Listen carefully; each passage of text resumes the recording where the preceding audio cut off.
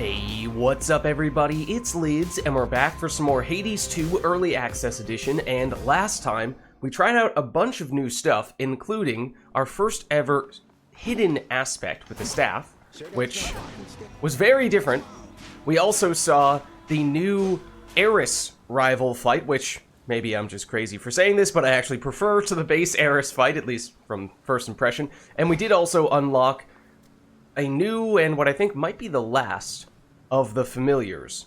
So, as for what that being said, however, we did not actually finish the run, so I think the plan for this go-round may be we'll go back up to the surface, but rather than trying to try out all of this new stuff as quickly as possible, maybe this time we'll go more of a quote-unquote try-hard approach and take what I think might be the weapon we've had the most success with on the surface.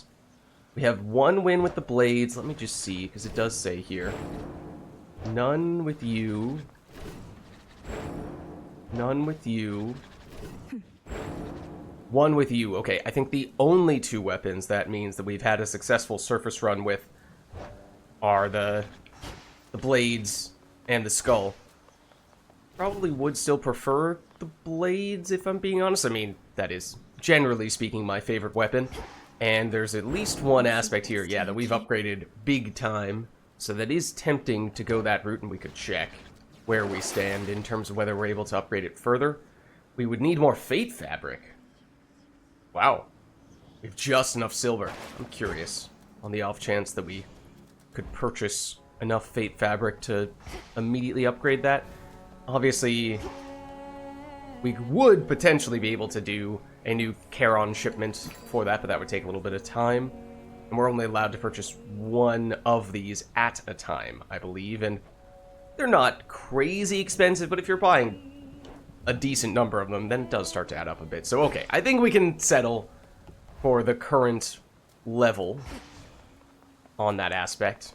And we probably will go with that one, because, as I said, kind of hoping that we can check off another surface win, since we don't have that many of those. We have a lot more in the underworld. Then in terms of keepsakes, I was just looking a little bit more at the newly acquired Fig Leaf keepsake, which I think is actually a little more nuanced than I might have given it credit for, because it gives a single encounter in one region that may be enemy-free.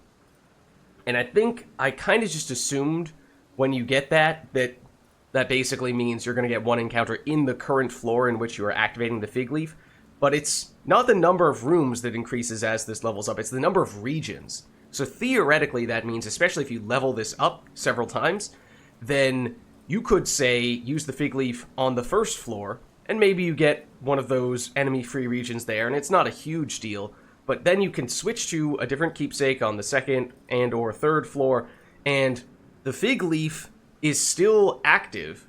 It still has the chance to remove enemies in a room on the second, third, or maybe even fourth floor, and at that point, that becomes a lot more significant. I mean, imagine a room with no enemies on the summit. That would be a big difference maker, and you could deliberately put this on the second or third floor, at which point, obviously, you are no longer at risk of wasting one of these encounter or enemy-free encounters on a lower level floor, and so you're basically guaranteeing you're going to get at least one on the mountain, Mount Olympus, if not the summit. So that's actually, I think, a little more useful than I was giving it credit for, but it's a little complicated, or a little out of the ordinary, the way that you benefit from that.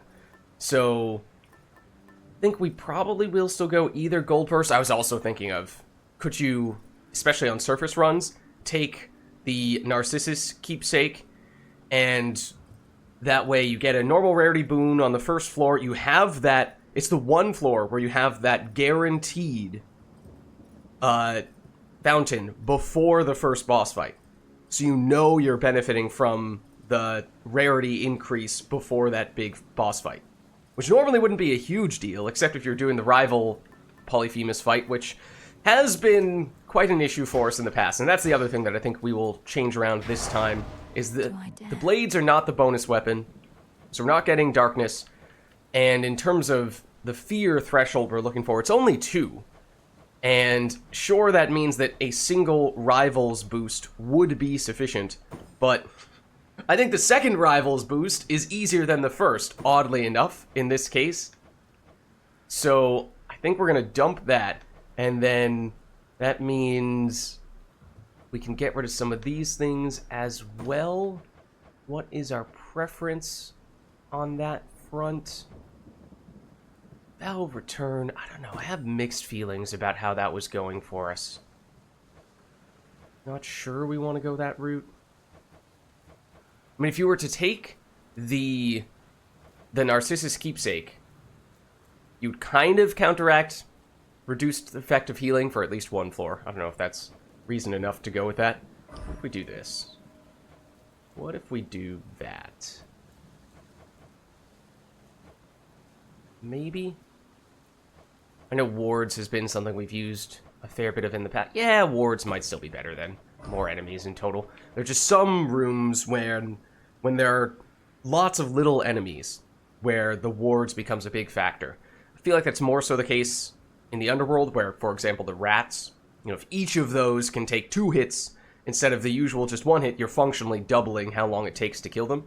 Whereas it's a little bit less of an issue on the surface. There tend to be a lot bigger, stronger enemies, and so them being able to automatically tank 1 hit is maybe not as big a deal as just having more enemies overall. So let's try this. The extra 10% health, obviously, against bosses it's a little unfortunate, but hopefully that's still better than the Polyphemus rival fight, because we had burned through 2 Death Defiances on that alone, on both attempts against Polyphemus, and I think we only need to defeat Polyphemus to get the extra bonus from the fear here. So, alright, I think we're good to go, and we are now going to try out Gali, the new familiar, who gives us some dodge chance, some move speed, the collecting the resources that we just pick up off the ground. That's what we're getting bonuses for, and she also does a big burst of damage 3 times per region, and that I don't really know what to think of, because that seems like such a limited number of times she can do that. The rains return. And, oh, so these are the kinds of things that we're going to see more of with this familiar. But it kind of similar to what we were just saying with the keepsake from Dionysus. Delicate looking, but damn near indestructible. Light as a feather, too. This is going to be a treat. I'm surprised Hephaestus had not already commented about the blades, because this is certainly not our first time using them. But, yeah, I think the familiar attack is going to be kind of similar to what we were at least suspecting was going to be the case with the keepsake from Dionysus, in that it could just waste its uses in early rooms, and then, that's probably not when you really need it all that much. Okay, so what are we looking for from Dionysus? On the blades, the thing is, it's a very fast weapon, so it's kind of not what Hephaestus is all about. That's kind of the opposite of what Hephaestus is about. We don't want to have an attack bonus that is only active after 10 seconds with that long of a cooldown, so let's go with the dash. I think, to be honest, we're probably going to want to avoid Hephaestus going forward. I know in the past we've oftentimes said whatever god or goddess we see early, we want to try to double and triple down on. Is that because of Goblin? Yes, okay. We want to double and triple down on them early so that we can try to get some synergies going between their boons early on. There's a chance they've increased the range of the special on this weapon, for what it's worth. I remember it being a lot shorter range than that.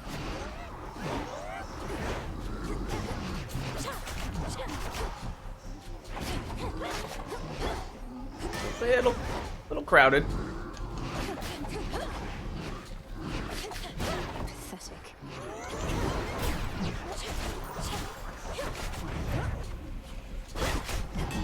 Theoretically, that might help a bit, but I'm playing this a little cautiously, I guess. Okay, at least until we actually get a more significant boon. We should be able to contend with Typhon here, but cannot reach the Titan Kronos where he is. So why do you insist on heading this way? Focus on the underworld and leave my realm to me. That is interesting, because we actually did hear, I think on the previous run, some of the gods and goddesses were saying, even though we did not succeed in taking down Typhon, the other gods did. So that was very much a canon sort of thing, that other people, other gods and goddesses, can do the job for us. Whereas apparently that is not the case with Kronos. Okay, so let's see. Here's the thing. Zeus is probably the other god or goddess that is also more of the slow burst of damage style, which is, again, not really what we're looking for, at least with this weapon, at least with our sort of standard attacks. We could get a revenge boon, though, each encounter, or this is the magic restoration. Pass, cause lightning bolts to repeatedly strike one foe at a time in the binding circle. I mean, that doesn't depend that much on our weapon, so we could do that, but I think I'm going to take the revenge damage again, in large part because this is not really the god that I wanted to see for this weapon, but now we'll get some flexibility. Now that we get here, let's take a peek at what we have to work with. Poseidon, oh my goodness. So, here you go. We already have one Zeus boon, we get 2 more, so we can definitely go all in on Zeus if we would like. But that's not really what I want, and I feel like another useful tool to have in our back pocket is there's the infusion. Honestly, I don't remember who gives it. I just remember that you need water boons to make it happen. I think it might be Demeter, but if you get either, I think it's 6 water boons, then it gives you, it makes it so that enemies can only deal a maximum of, I forget how much damage it is per hit, but it limits the amount of damage you can take per hit, and it's a pretty significant amount. And the reason why that's particularly important on the surface is because in the underworld, many of the gods or many of the bosses, primarily Kronos, have moves that are basically guaranteed one-shots, like the clock phase, or if you mess that up, he's going to guaranteed kill you, and you're going to have to either use Death Defiance or just lose. But his damage of his individual skills are, while high, not nearly as high as Typhon. So it seems like Typhon does not have any guaranteed one-shot moves. However, his just basic individual hits deal significantly more damage, like around 100 damage per hit, which is insane. So, if you can get that infusion boon from building up all the water boons, then you can basically, I think it's at least cut Typhon's damage in half, at least with the big attacks. So that intrigues me a lot for surface runs, at least. And in the past, with this weapon, our strategy has been go for the combination of Aphrodite on the attack boon for the biggest possible percentage increase on our damage, and then ideally Demeter for freezing enemies, making it easier for us to get up close into that melee range for our attack. So obviously we're not seeing either of those gods or goddesses right now, which is unfortunate. I think I will go Hermes. In general, I think that is the right option to go first whenever you have the chance, because he has several boons that get stronger the earlier you acquire them.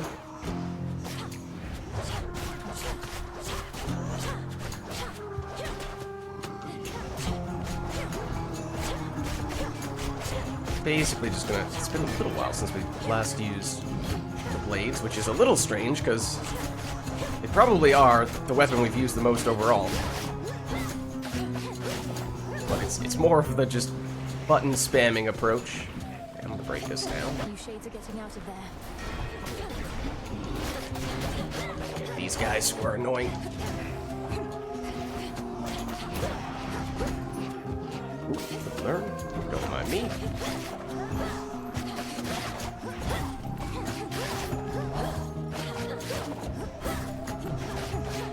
Almost walked straight into those attacks, but that's okay. No problem. Okay. Olympus calls. So the other thing is that now we have gifted and received the keepsakes from basically almost every single person who can give us a keepsake. The one exception, I think, is Echo, who they didn't let us give Nectar to last time, but that means we can theoretically start finally doubling and tripling down on Nectars for other people, which we're really behind on that front, but I think we might start with people in the crossroads. Just saying, because we could potentially do that. Relatives don't like to get involved. Dionysus, he will go to every feast, but never to a fight. Why don't we all just get along, he says. Though, come to think, it's not a bad idea. It's not a bad idea.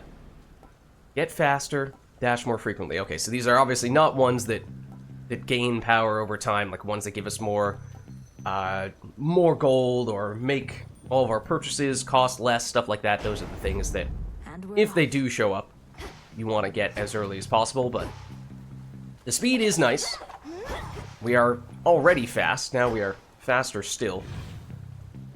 So all the more reason why getting an attack boon... Gathered by my father's statue. Getting an attack boon that actually does benefit more from that speed. Because, as you can see here, we have the speed, we do not have the base damage. Selene is tempting, although we'd like to get things that set us up a little bit more first. So like a hammer, for example, could be critically important. Don't mind me. Oh, there we go. Fortunately, they didn't seem to mind, those enemies. There are still some small enemies, as we kind of see there, these eyeballs that these guys can create, that do get a little more troublesome to deal with when you don't have... Whoop. Oh, blocks left. Oh, okay. That's interesting. So there are 3 blocks per floor. I thought it was just 3 attacks Predictable. per floor. So I did get hit by one of these guys. That means our familiar is doing some work for us still.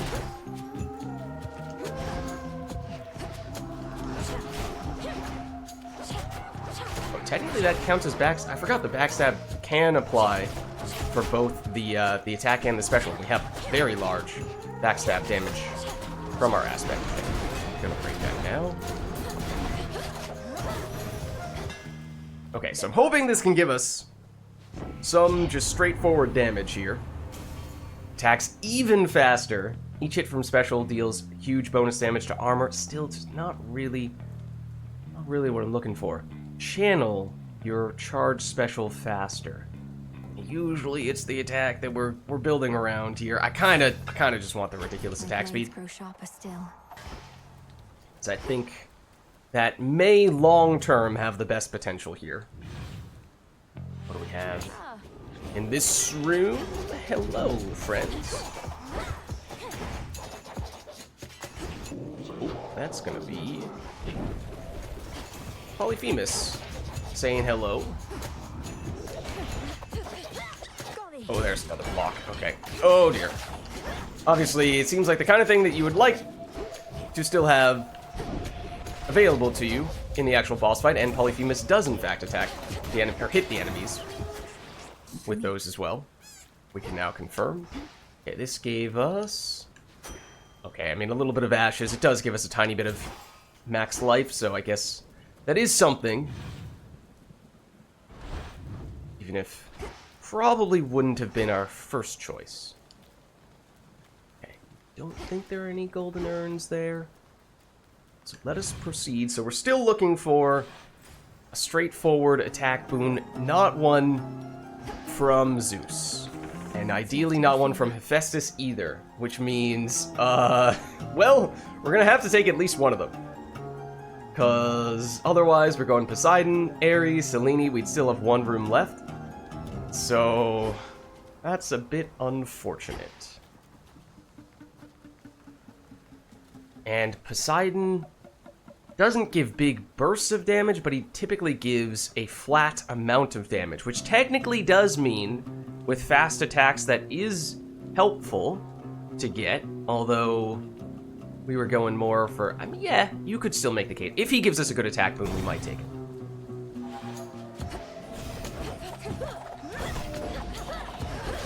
I was in the process of dodging. Yeah, that's... So what happened was, we were in the the super combo from just spamming our attack, but it didn't allow me to animation cancel out into a dodge to avoid getting hit, even though I did press it with quite a bit of time to spare, which is a little frustrating. That's the kind of thing that has happened in the past with other runs and other situations, and has generally not sat well with me, although that one felt like it was a little bit more of my own doing. I think also is the type of thing that we've seen happen before with this weapon. So, even though, as I said, I am generally a fan of it, it does have some shortcomings. Primarily, it's short range, but also the potential to get caught in those animations. How many of these do they have? And given how we have a really fast attack, we are probably going to be doing a lot of just spamming that attack button. You brave the waters in the rift of Thessaly. We have for a while now, yes. Experience not for the faint of heart. Fraught as it is with deathless ships hell-bent on your family's destruction, may you have smoother sailing there next time. Thank you. Okay. So, if this were epic rarity, I would take it. Rare, it's a little questionable, I feel like.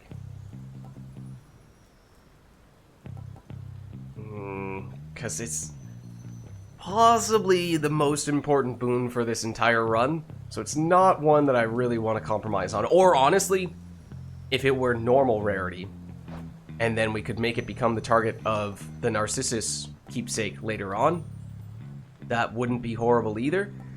But rare is just this kind of awkward in-between place. So, I don't love that we're getting all these boons that are not really what we want. Could do this. We haven't... I mean, we do have a Selene room that we're probably about to take next time. I guess we'll take this then. Okay, I think we would benefit greatly from some of these good side rooms, giving us decent rewards. Again, it's these guys. Stop that. Ooh.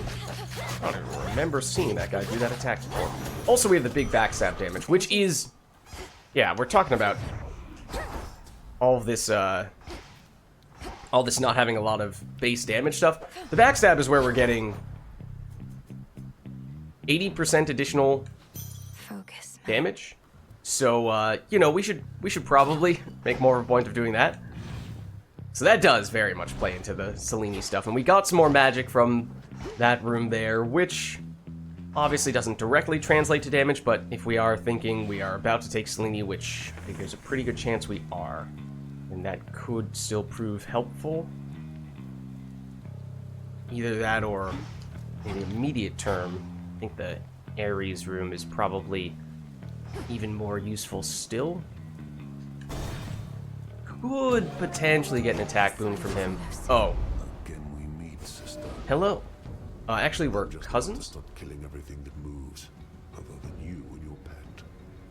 And we have taken... I remember last run, I think we took a fair bit of damage in the room where we were competing against Heracles, in part because I just ran straight at all of the enemies. Come, friends. Does this count as an enemy? Oh, and we need to attack the ones that are marked. I also remember this. That's how we get the monies. Which one is marked? Does it matter which one is marked? I thought it did. I thought we established last time that it did. Ow, I don't even know what hit me there. Come back here. Oh, the biggest one is marked, of course.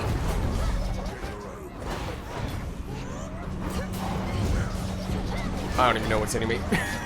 We do have a healing spot, so there is that.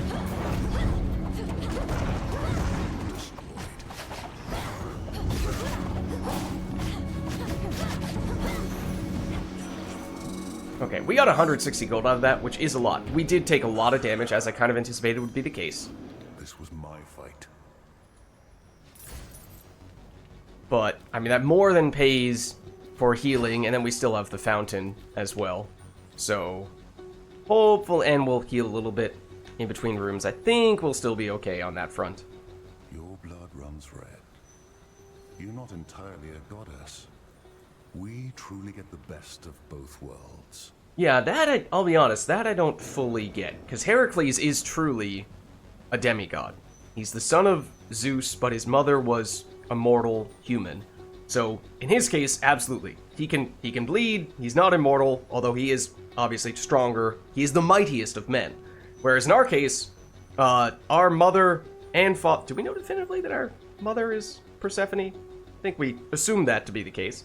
But that means both of our parents are gods, and therefore we should be a god as well, and should technically be immortal, although obviously we've spent this game fighting the likes of Kronos and Prometheus, who are titans and also are theoretically immortal, and yet they can be defeated, at least temporarily, so...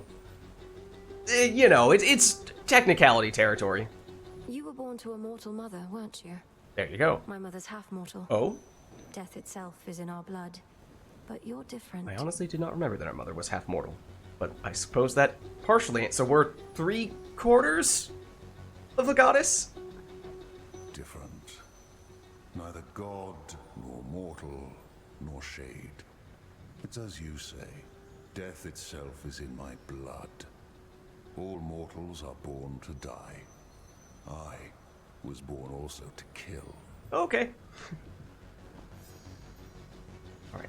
So, I don't think we're really going to gift to you. As I said, if anything, I think we'll probably prioritize our friends back at the crossroads. Let's take this. This was the primary reward. Trials for my work is never done. I was pleased to see that matters here were well in hand, much better off than when I left in many ways. I take it you're to thank in no small part? I mean, it's not like we succeeded in our previous run, although apparently the other gods and goddesses have been totally fine without us. Let's see, so...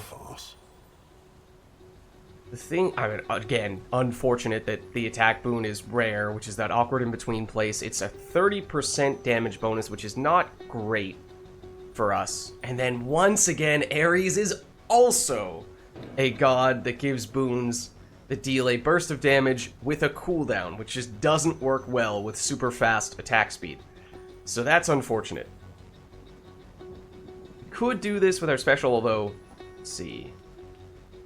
Do the leech when we have 40 life or less. The thing is, as things currently stand, short term, 40 life is a threshold that we very well may find ourselves reaching, because we don't have to lose that much health before we get there. Long term, when we're, you know, hopefully in the 200 plus health range total, dropping down to 40 health, we would rather not be anywhere near there at any point in time, except for maybe during really big boss fights when we expect we're going to have to use Death Defiance at some point. So, I wish the threshold was a little bit higher. I think we'll probably we might still take this, even though it... yeah, I guess we will. War rages. I really wanted this to give us a spot as well, though. Yeah, we're almost at 40 health now. So we'll get a little more upon entering the next room. And so, yes, I'm eyeing Selene. Then we're gonna... We've gotten every single god or goddess that has the delayed burst of damage. Hephaestus, Zeus, and now Ares. So, very, very unlucky on that front, I think. And that we got basically the worst possible combination for our weapon.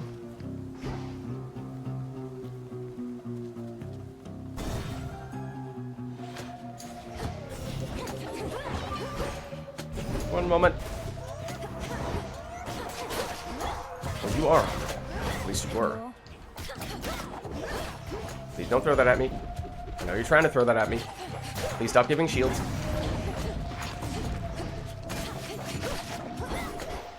Stop that. Oh, you're armored as well. So you must be too. Stop right there. Ooh, that was not even the last wave.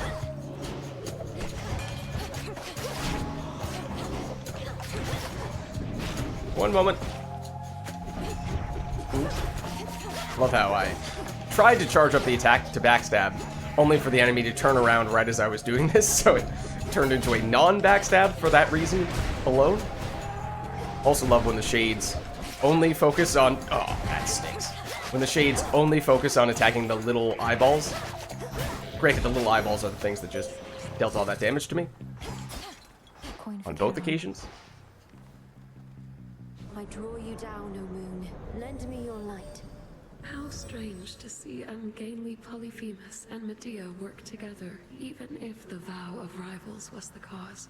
Though stranger is how that Cyclops is the second shepherd I have known with a propensity for lengthy sleeping spells. I'm not sure what that's a reference to.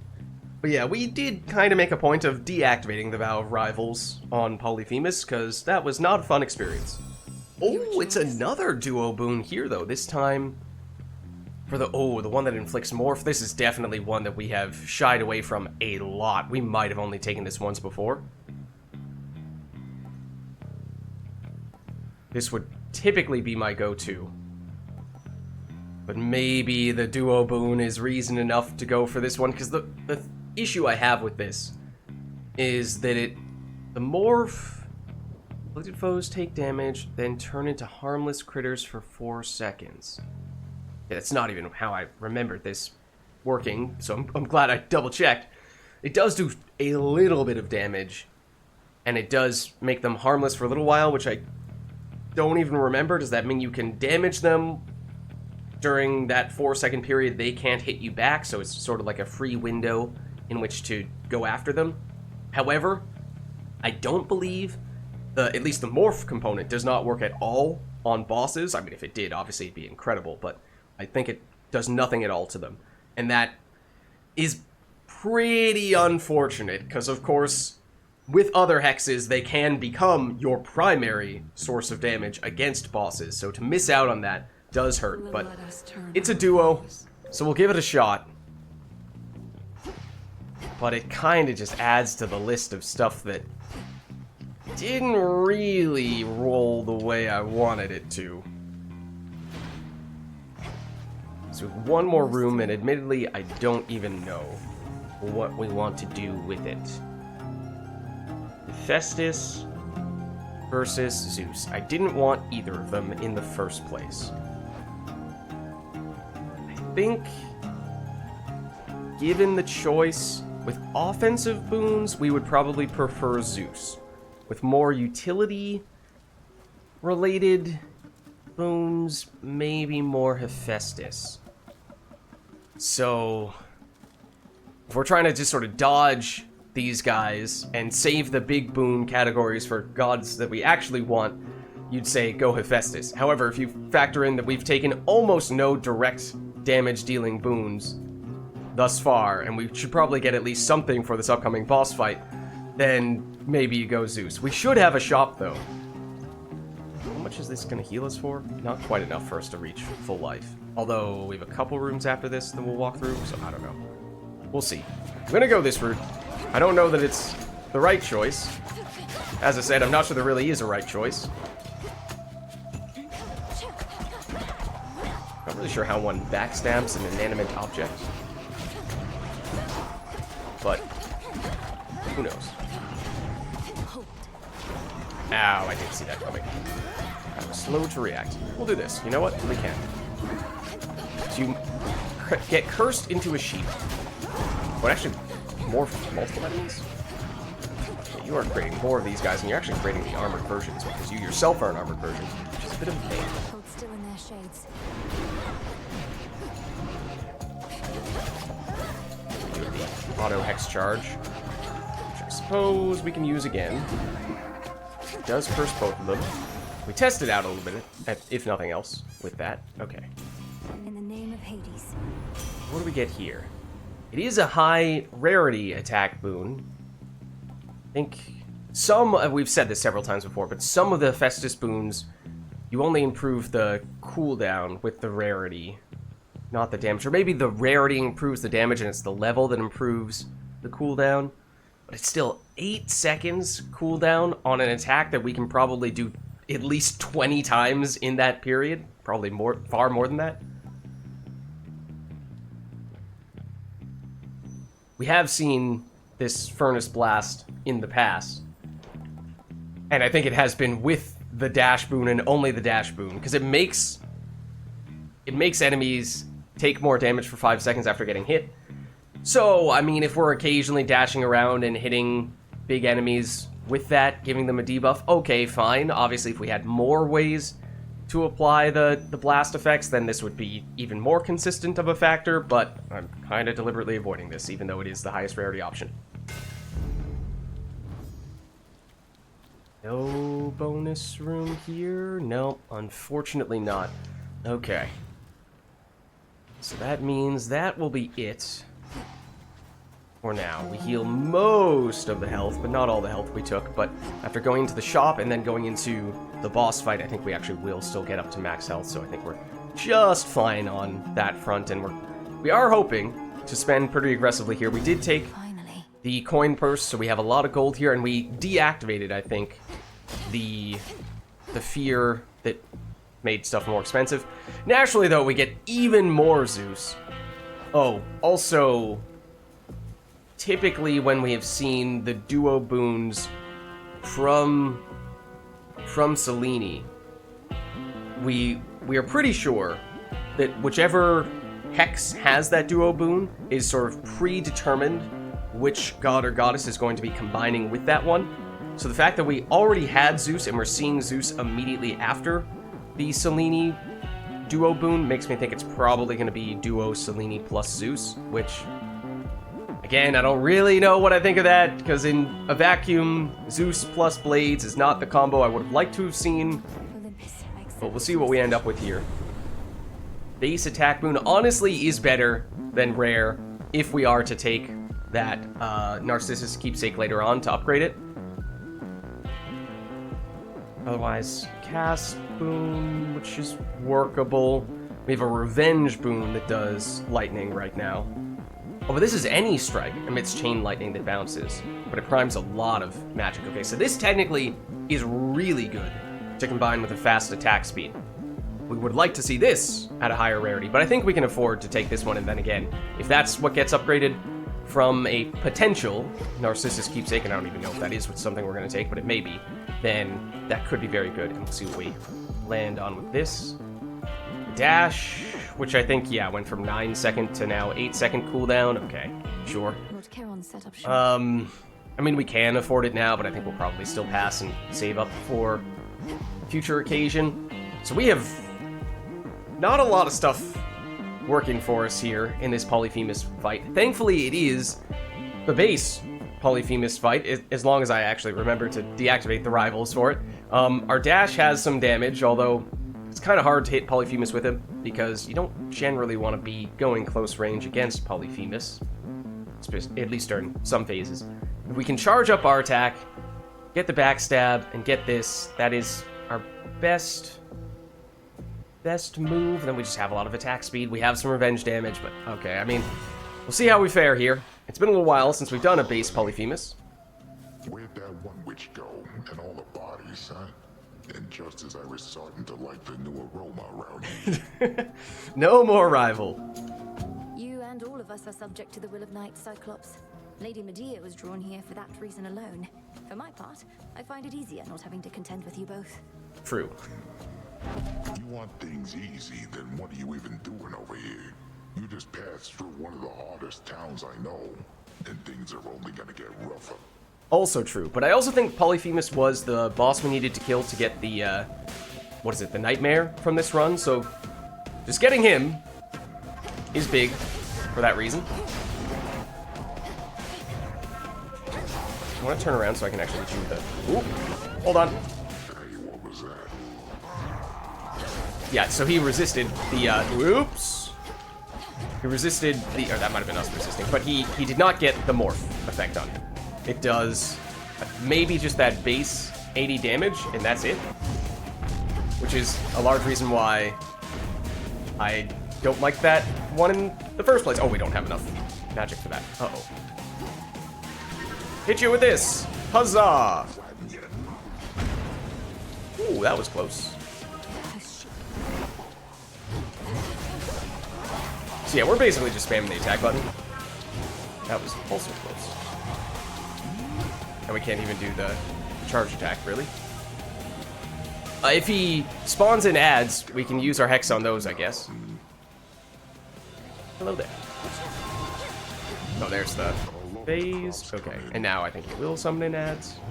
Right? Yes. Okay, get you. Oh, sheep. Technically, that is true. Oh, and we are chain lightning-ing from hitting those basic enemies as well, which is, I guess, a bit of a bonus.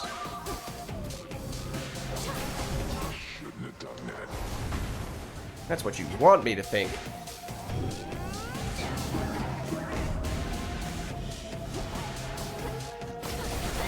Get him with the change. That's sort of a safe way to do it. Can we even hit the sheep with that? And with a chain? Not with the lightning, I don't think, unfortunately.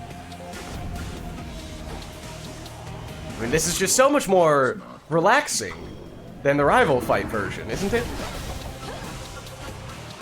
He also can heal, for what it's worth, if we let him eat all the sheep. Surprised that didn't count as hitting us. That is annoying. The sheep prevented me from dodging. They actually blocked me. And forced me to get hit by that. Time to walk this off.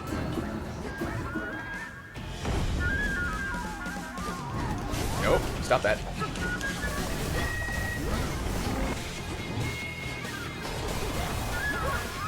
I suppose we can also dodge, like, ooh.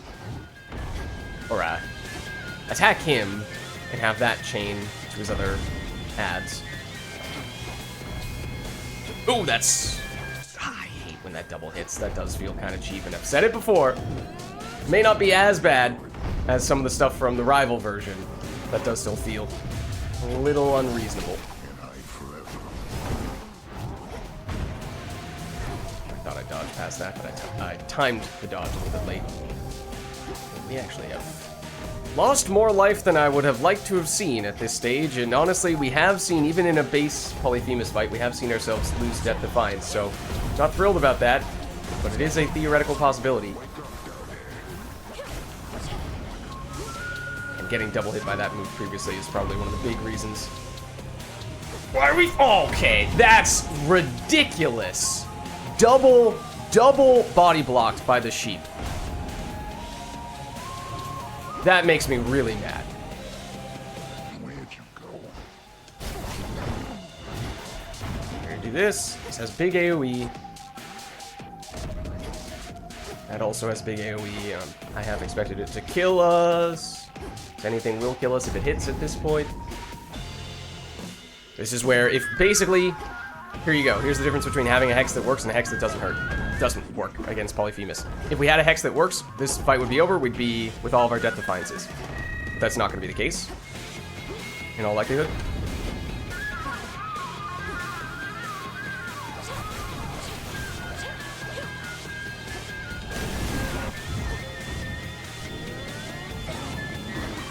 Very unlikely. You can see that.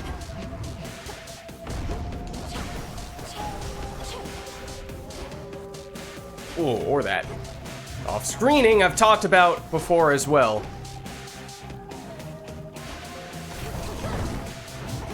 That's gonna be big. It's probably gonna hit us. I'm surprised it didn't.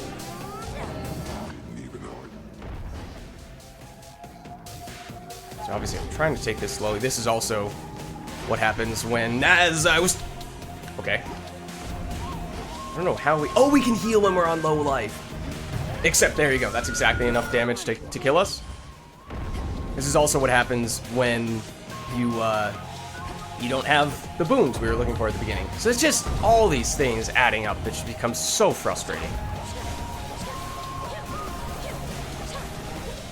Saw that one coming. The AoE is still... The angle at which that can hit you from is still ridiculous.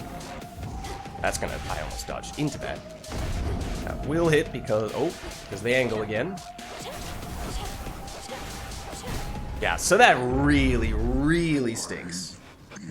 We still blew through a Death Defiance on Polyphemus. I'm really unhappy about that.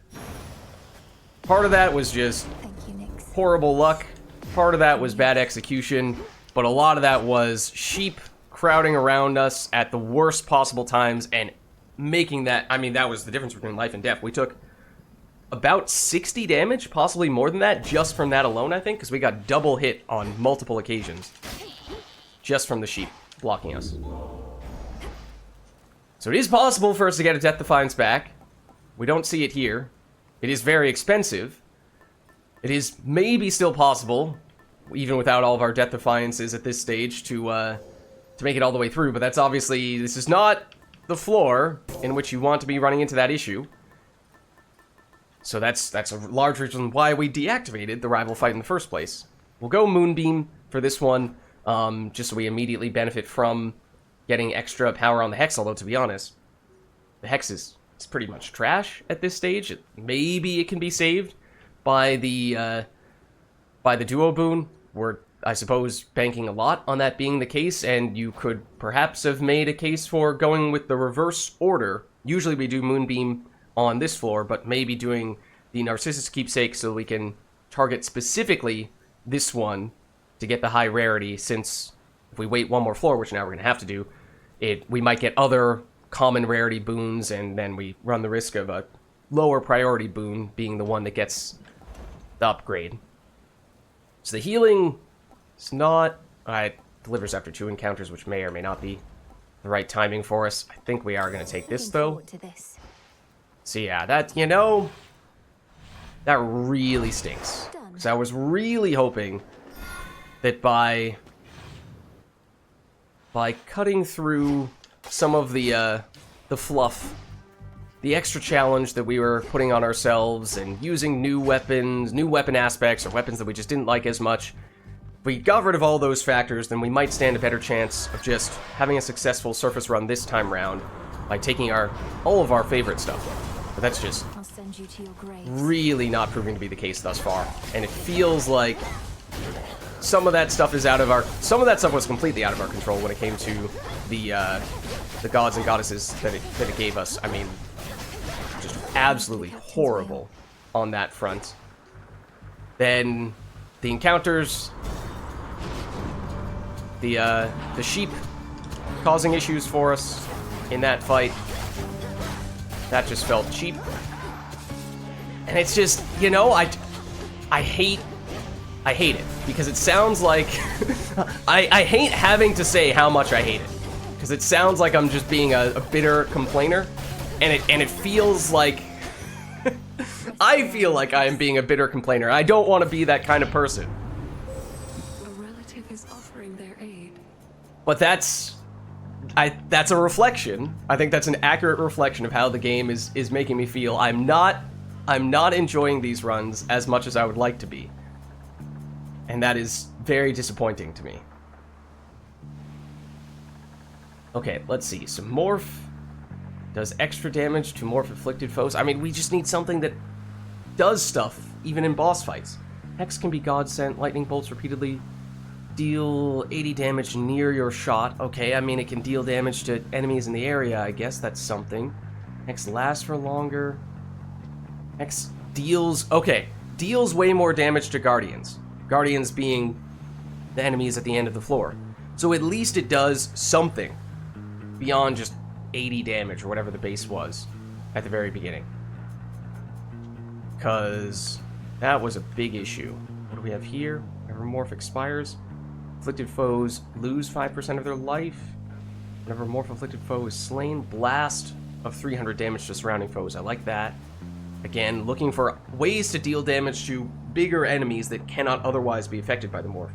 Hex has 30% chance to turn one foe per location into an item that restores 10 life. Could have also been helpful in that boss fight. Hex also inflicts every curse you can inflict using other abilities. Okay, so if we had a whole bunch of gods and goddesses with curses, which might be the extent to a little bit. It might be the case to a certain extent. There we go, English. That could help a tiny bit. Let's go for you first, assuming that is the big one we want. And that is really helpful as well, getting the base damage to the Guardians. I think I want this too, and we can afford to go that route, and that gets us relatively close. But this one, if we want to go that route later, I'd have to double check how impactful that might be. Then otherwise we go the northern route. We have the healing related stuff both here. Oh, actually that looks like it's healing. No, that's damage. This is healing though. And this is all, I mean, the Hex lasts a long time in this case. Charges up automatically so we can use it more. Deal more damage to more afflicted foes, and then okay. Your path has led to Zeus. It has. Not that I wanted it to, because I very much did not. It kind of just feels like on this run, everything is working in exactly the way we did not want it to, and nearly prevented us from... blocked us, such that we could not escape. Does that work? It does work on the armored enemies, so that is nice. Okay, maybe with those upgrades now, it starts to become more impactful. Okay, so these are two things that obviously are not gonna help us much on this current run. Bring bones back, I mean, sure, it helps a little bit to purchase things back at the Wretched Broker, so maybe gives us some value from this run. And then similarly, the Nectar, I think we do have some still remaining. We have 3. Okay, so let's go with this then.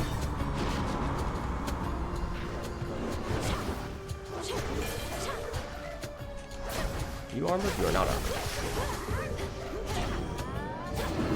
To be honest, I don't really know how the Hex works in terms of the area of effect, or the way that it seems to sometimes hit multiple enemies, and then other times it does have a limited number of enemies that it can hit? Or is it an AoE? Wow, you are really tanky. Oh my gosh! You. Some bones for later use. Okay. Yeah, a little bit of bones. Is there anything else in here?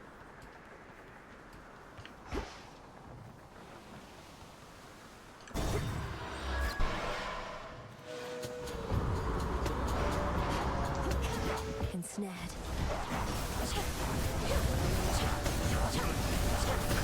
If we ensnare you, it does help us do this a little more safely, and then we can theoretically buy ourselves some time to charge up the Hex and whatnot. So I might deliberately save it. See if there's another wave with more dangerous enemies in it. There was not. Delivery. And we got a random boon. It's Ares. Rare attack. I mean, we still don't have an attack boon, and that would be critically important. So we did do that to ourselves to a certain extent. We had several opportunities to take one of those. And wounds would be a curse. If we do, in fact, why don't we take a second to see where we stand on the curse front. Glow is a curse, so we have one from Hephaestus.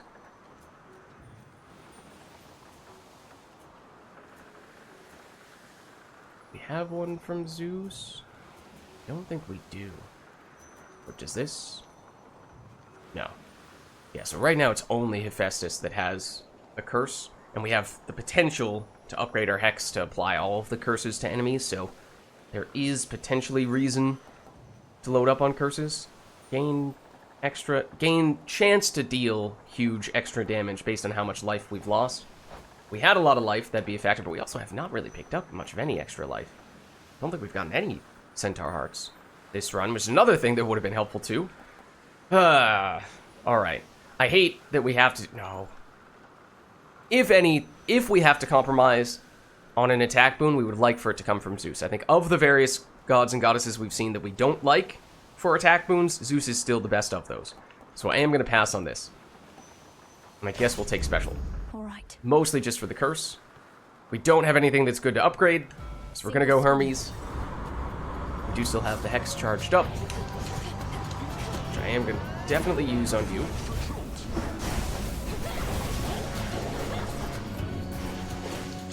Okay.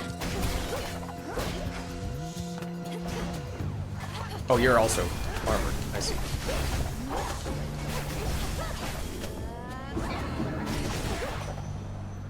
Okay, so we've used most of our blocks, which is unfortunate. In the name of Hades. Charge moves are faster. All charge moves. That is useful, because our charged attack is theoretically something we would like to get a lot of.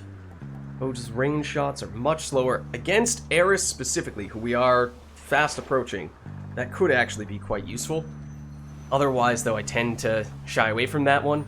Quick Buck is one of the ones that I was hoping we would see at the very beginning when we saw Hermes, and this is still early enough. It could be useful.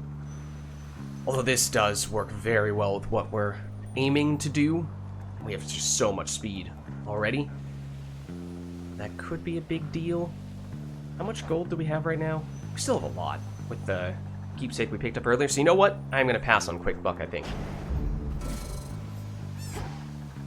Okay.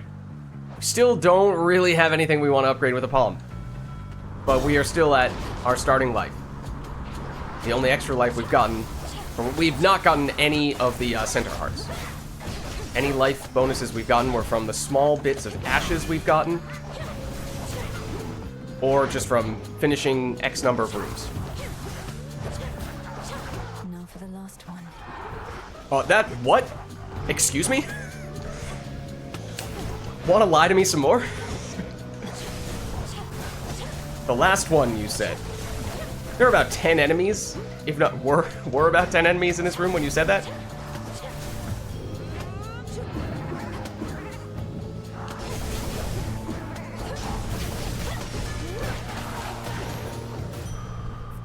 Okay, at least we have a little more life now. We're still relatively low on life, even at this stage. Okay.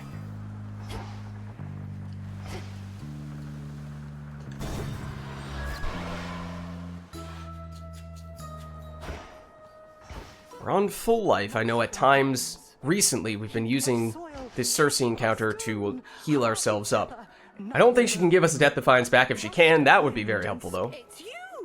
Otherwise, what other boons might you have for us? Do you believe the Titan of Foresight can truly see into the future, madam? Prometheus is quite insistent about it. I'd sooner think you had such capability yourself. Of that which shall transpire, I can sometimes see brief glimpses, little miss, provided I devote a lot of resources and time. Prometheus, I think, may see the future uncontrollably. Notice she did not say all of the time, she said uncontrollably, as if he has no choice over it. But if you knew precisely what would happen, could you not simply change it? For example, if I knew we'd have this conversation, I could have avoided the subject. Good question. Or are we now opening up the territory into multiverses of branching decisions and actions? But then your knowledge of the future would be wrong. Such knowledge can be dangerous besides. Our great ability to harbor hope depends upon not knowing what's to come. Okay, let's see. So this is what we've taken, I think, on the previous 2 times we've seen Zeus'S. Does still give us some long-term benefits from future healing being more effective, but the immediate healing is doing nothing for us here. Randomly draw one of your active vows, remove its effects this night, which would mean, we only have 2, but it would actually be helpful. Actually, tell you what, we lost a Death Defiance when Polyphemus was close to just 10% health. If we didn't have Vow of Grit, we might have been able to take him out before he did take away a Death Defiance, so that might have been and could still be a difference maker. Otherwise, we've seen this one many times before. I just feel like there's a chance it flips an Arcana card that doesn't really do much for us, for whatever reason. Most of them do something, of course. So every one of them does something, but I just feel like there's a decent chance this doesn't hit what we want it to hit. Whereas this one, there's a 50-50... Well, we know it's going to be one of these 2. And neither one of them is crazy bad, but it'd be kind of nice, so alright. We'll go that route. Go now with grace. Vow of Wards, that's the shield one, That's right? potent. Yes. Evening, little pigs. Alrighty then. It's something. And it's a room with no enemies in it, so can't say no to that, I suppose. Which, relative to this room that I'm being stuck in a corner in, that very large enemy, who I would like to transform. What? Excuse me? Okay, game. This is getting a little ridiculous.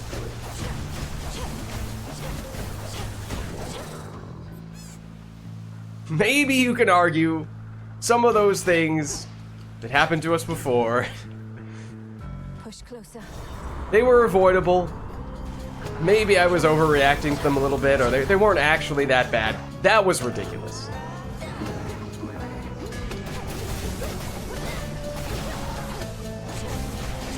Okay, I know you can do a ton of damage with that. And there are more enemies.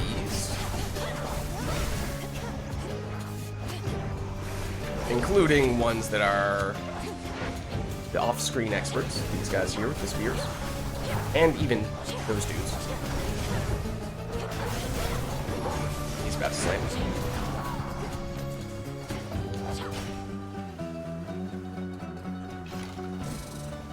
Okay. We passed on the bonus for future gold earning. We still have a lot, so I don't really think we need it. I think we really need this.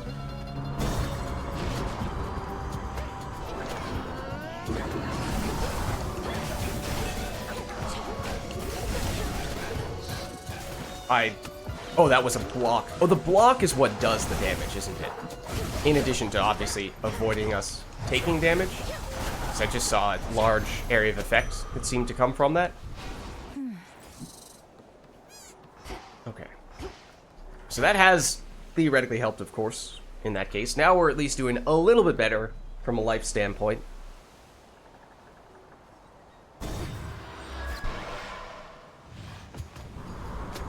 All the armored guys right off the bat. There's nothing I can do to avoid these hits. That one I walked into. That one is on me.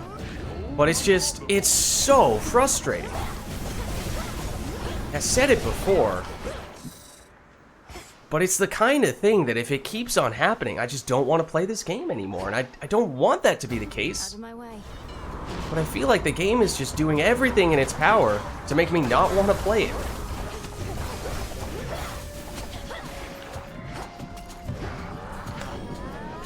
Please hit it. Okay. Alright.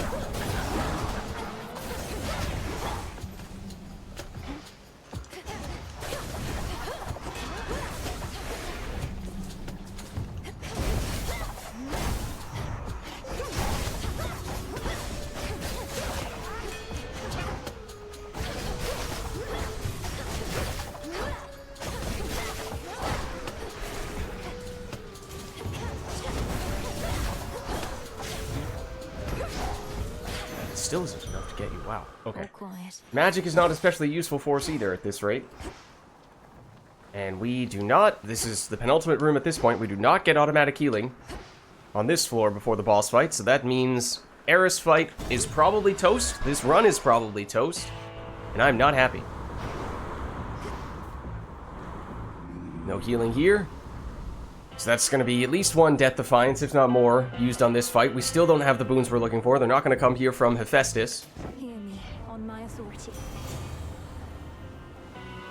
Start of encounter, gain 75 armor that lasts for 7 seconds. We saw it in our previous run. It was a little bit helpful, especially when combined with another Hephaestus boon that gave us bonus damage based on how much armor we had, although, as is often the case when we have either this boon or the similar one from Poseidon, it gives us immunity at the beginning of the encounter.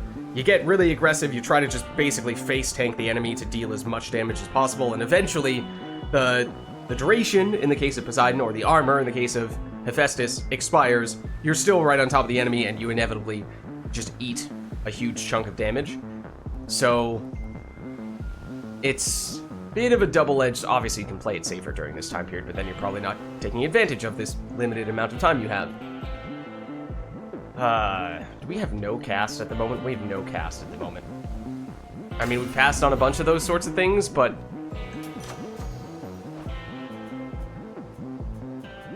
it's still a little ridiculous. And by a little ridiculous, I mean it is very ridiculous how many of these things have gone just about as poorly as they possibly could have gone for us. Okay, so this is base Eris, which I think actually might be harder to me than the Damn it, I kept waiting for the stupid the other rail to one. switch over to that other form again, but it won't budge. Same old piece of junk. Doesn't even reload half the time.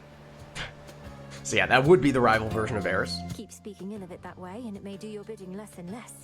I'm surprised you have an aspect to your name at all. Ouch. Well, life's just full of surprises, Trouble. I like this aspect better anyway. Now let's see if it still does my bidding. Well, I do not like it better. As I was saying then, if I had the choice, ideally... Where is she? Burn it all down. Ideally, if it were up to me, as we use all of our resistances there in her weakest phase when it doesn't really mean anything. Like that'll work. I'll never Correct. change. It doesn't, which is why I hate that hex. At least it does a burst of damage. But if given the choice... Okay, we also didn't go to the other side of her when I did the charge attack, which is ridiculous because the whole point is that it goes to the other side of her. Guys, this... I'm gonna be brutally honest with you. This is very likely going to be our last Hades 2 run for a very long time. Possibly ever. I didn't want it to come to this. But I said it previously and I meant it. It's bad. It's bad. I'm really not enjoying this. And it's not a one-time thing either, because it's happened every time we've gone to the surface for the past 3 or 4 runs. No.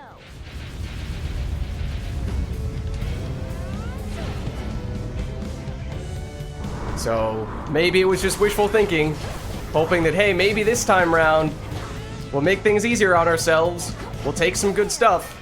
We'll take our preferred weapon, our preferred aspect. Somehow, things still go about as poorly as they could have gone. Oh, be quiet. How about this? Okay, so Death Defiance use incoming, of course. Can't hide around that either. I'll never change. Yeah, I know.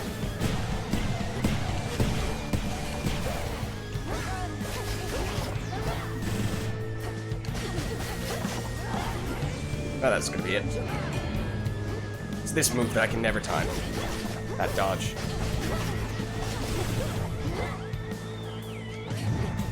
Oh.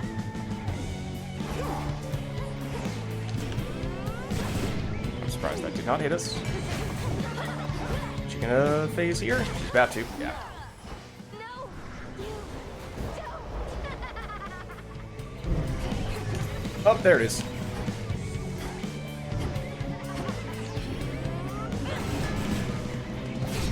Oh, I don't know how. I don't know how. She started it. She did indeed. Alright, was that legitimately no Death Defiances used there? It came awfully close. Made it. Was very much expecting to lose at least one in that encounter. Of course, that's supposed to be a relatively straightforward, not terribly difficult floor. Could try a different Whereas from one. here on out, things would become more difficult, and now this is where I was thinking we would break this out, but this is also where we're getting pretty desperate for something like an Aphrodite attack. But did we take... Hold on. We've not yet taken an attack boon, because we were hoping for something good from the likes of Aphrodite. Demeter is basically out the window at this point. So although I would have liked to have maybe used this, I think the window is probably gone. This one. Gonna go Aphrodite in hopes. Okay, we can afford that. That's big. That could be just what we need to bounce back here.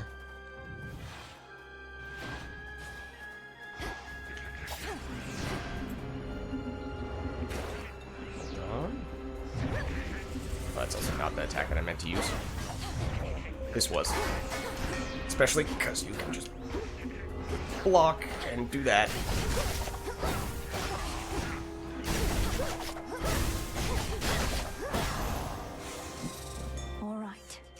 saw this.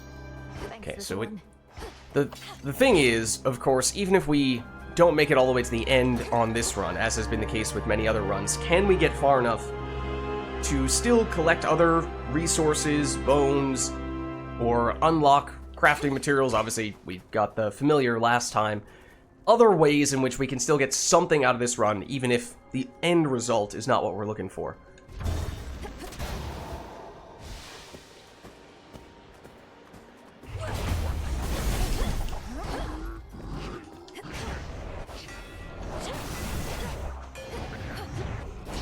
That was close. Sure. Probably wanted to save that for a bigger guy, assuming that this is not the only wave. And it is not. Yeah, because you guys are far, far worse.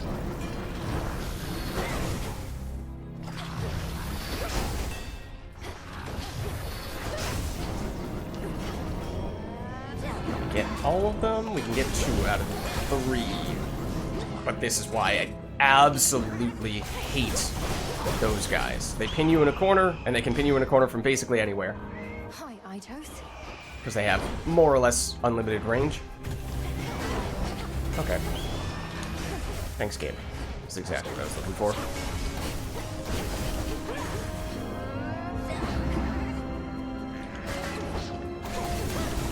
Hex is just going to go around in circles rather than hitting this enemy. I still don't understand how it really works in that regard. Alright. We get our Selene stuff. The infinite dark. And with this, we have 3 points. So we can go...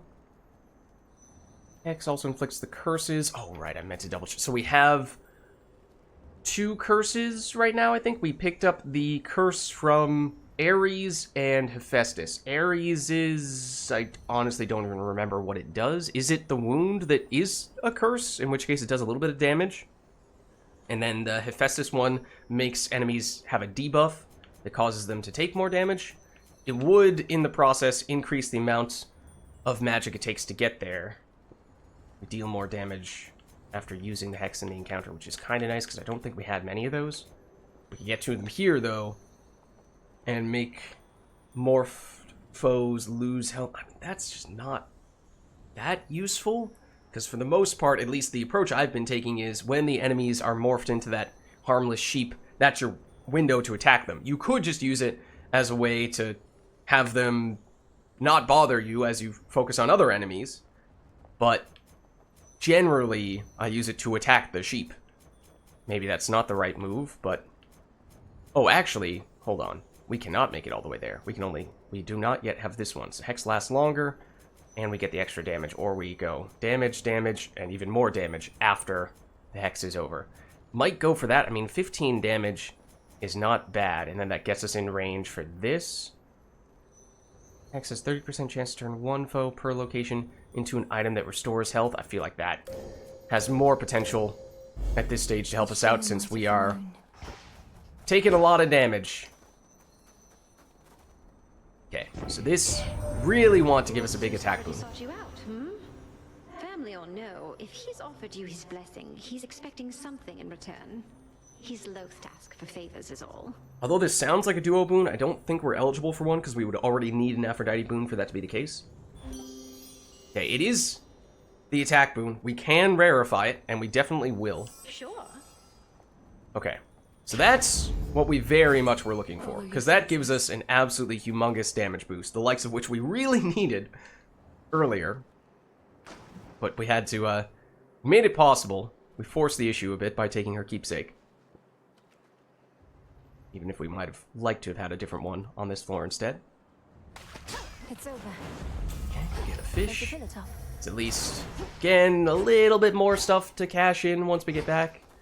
Okay, and hammer, I think, has to be the answer here.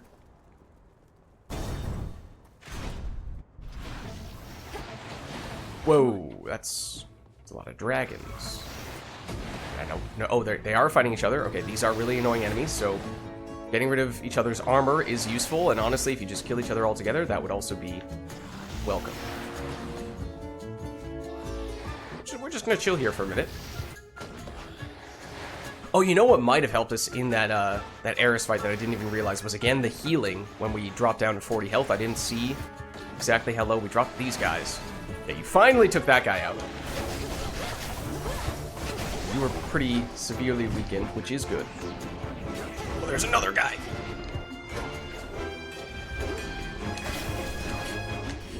Morph you. Try to take you out. Oh, okay. Done here. Thank you, Morph. Okay. Attack, steal, plus 150% damage striking foes from behind. We already have huge damage striking foes from behind. Let's make it even bigger. We're strong. Gold as well, up above 500. That's good. We're definitely going Aphrodite instead of magic here. Although the magic is useful for making sure we can use our charged attack, and we don't yet have a way to restore magic, so that is something we'd like to keep an eye on. But now we have potential for some more Aphrodite synergies. Yeah, I might have wanted to let you guys fight each other again. Okay, please don't block absolutely everything that I attack you with. You're really annoying too, because you have a bazillion hit combo.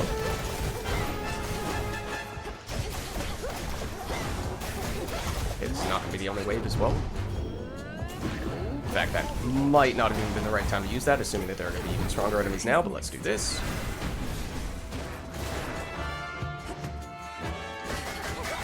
Blocking all that. Okay, there we go. Just using all the tools at our disposal here, and I think we really needed more adamant. So that's significant. I think there was at least one weapon aspect that needed 12. It might have even been one of the other secret aspects that we got the recipe for, but weren't able to craft previously.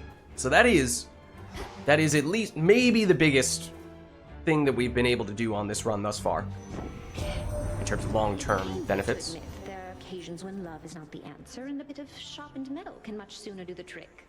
In such matters, my Hephaestus can be of assistance, can't you, dear? Okay, so this will be Aphrodite plus Hephaestus duo. I don't think we've had this before, or at least I don't remember it, so this could be very good. I don't know. For you up anytime. And as for Witchy here, most of the time. Now come on. Even when the situation calls for sharpened metal, you know how to get the point across. Okay, let's see. Because it's also based on the blast effects, which we mostly... Okay, we actually do have it on the cast as well, so it's coming from a few things. That's good, because if it were just the dash, then it'd be hard for this to be a big deal for us. Blast effects from Hephaestus also create a heartthrob that deals 160 blast damage. Okay. Alternatively, we would like to see this. This is also really good for us. We will take this, but this is probably the best boon for us in the future. It's unfortunate that it primes magic. We would like to see other ways to restore magic. This is actually also really good for us for that purpose exactly. So I think we will go Aphrodite rather than Poseidon and avoid the mini-boss in the process. But it's as soon as we start getting the Aphrodite stuff, things start to turn around for us. It's almost like we had a plan in mind, and being able to execute that plan was important.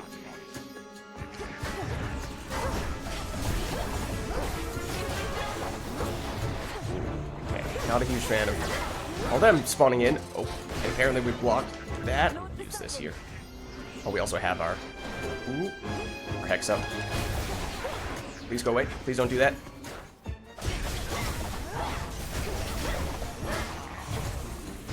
No, you beat me to it by a split second.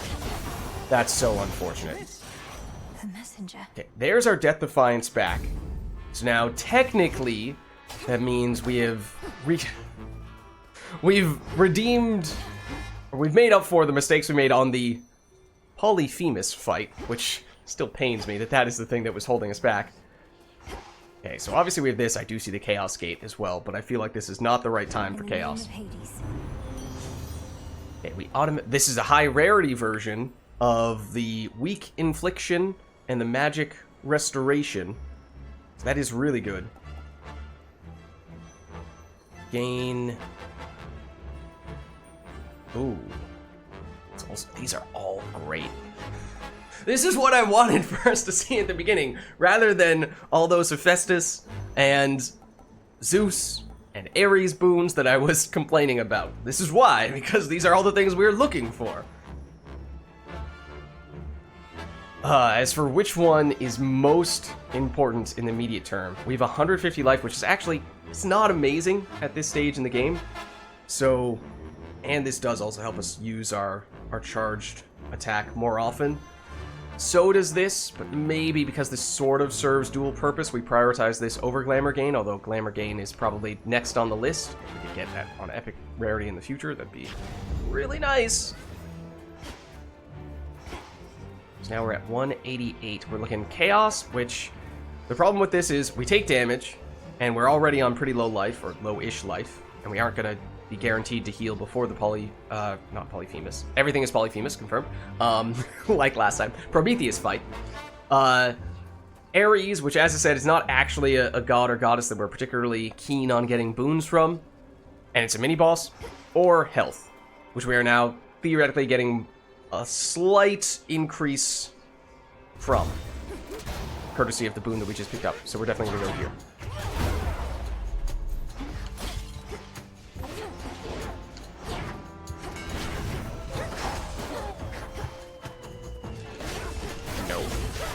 Don't do that. So yeah, if we can get backstab damage, which the easiest way to do is with our charge attack, but it's not technically the only way. That was very helpful. Like, it is possible to do it even with our special here. Oh, but some of our bonus damage on backstab, at least from the hammer upgrade, is specific to attacks. Our aspect, I think we saw, it actually can work for both, although I'd have to double check that. I thought I remembered we were saying, oh, that was some surprise. Oh. Well, that's useful. Beg pardon? It's been a little while since we've seen Athena. Might she bail us out here? You have impressed not only me, but all our kin. Most of them, I should say. And for that, I bestow my greatest power. May it soon bring about still greater victories. Your greatest power, you say? Oh, you aren't kidding. Oh no, I thought that, with the way that was shining, I thought that was a legendary. Your Hex is God Sense. That effect may activate multiple times in each location. Bonus God Sent uses. So we get the Zeus version with the extra damage 3 extra times. Or we get an additional Death Defiance that replenishes in each location, which sounds incredible. If we could get a higher rarity version of that, that would be insane. It is 150 magic primed, so it comes at a humongous cost, and I think we probably don't want to do that because we did recently at least get our original starting Death Defiances back, although this would be an increase even above and beyond that. It's not just restoring, it's gaining a new one. But we want the backstab from our attack, and it's easiest to do that with the charge, as we were just saying, the charged version. So yeah, it's definitely this. I mean, it would be even better still by a significant margin if it were a hex that we actually liked more. Okay, so now palms actually do matter more, because we can use them to upgrade our attack boon, whereas previously that was not really the case. And we passed on the upgrade that gives us the additional value from the gold, right? I don't think we took that from Hermes. So I think palm is basically equivalent value, if not more than that, at least if it lands on a good option. That was... I could not decide where I wanted to land there because the enemies were just spread out enough that I wasn't really going to be able to hit them. This is what I mean. The attack goes on forever. It lasts it is large enough to hit the entire arena. There's quite literally not a single thing that I could have done.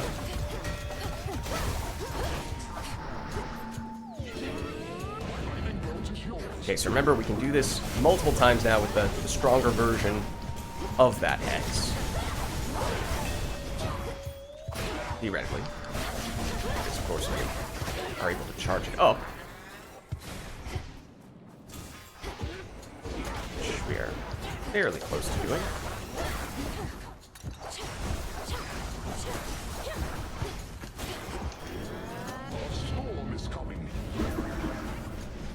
Yeah, see, that time it got 3. Usually, it's only gotten 2.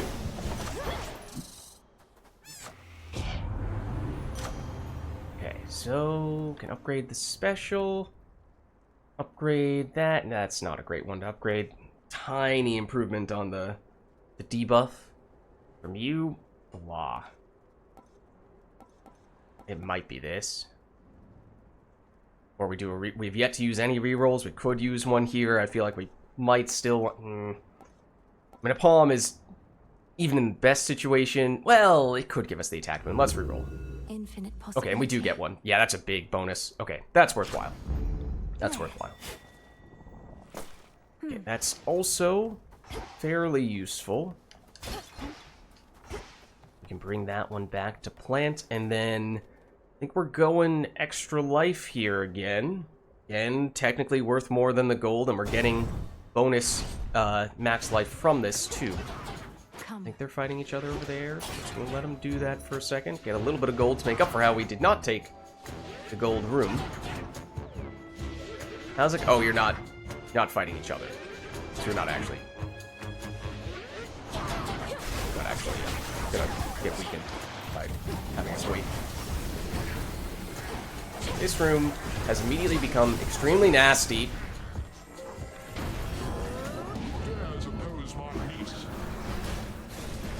Oh, and these guys will explode. And that guy has also infinite range, basically.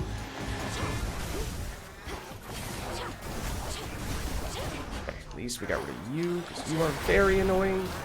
There are more of you, of course. More explodey dudes, too.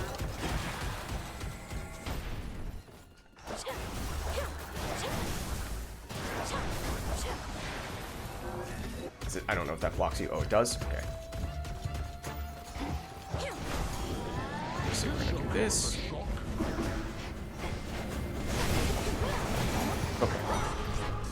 We keep on taking little bits of damage in each room, so we're not really able to heal anything off leading into the boss fight, which is unfortunate. We are now at a stage where we have a decent bit of health. That's not worth it. These rooms are not great. How big is the bonus here? So we basically get 6 life out of picking up ashes, 6 max life. Just kind of hard to get excited about. Whereas, and it gives a little bit of a boost to our ability to do things back at the crossroads, although for the most part I think we have enough ashes to do more or less everything. So, bones, probably more useful. At least from that, significantly more useful from that standpoint. You guys actually are attacking each other, so I will, except that this guy decided to pay attention to us instead. That does not stun you. That attack needs, I've said it every time we've encountered these guys, that attack needs to be slower and or have less range. Or when I say slower, I actually mean it should either not last as long or it should have reduced range. Without either of those things, it seems like a glaringly obvious imbalanced enemy.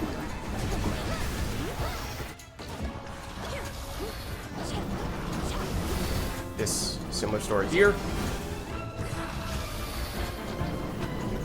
If they pin you in a corner, you just lose. Period.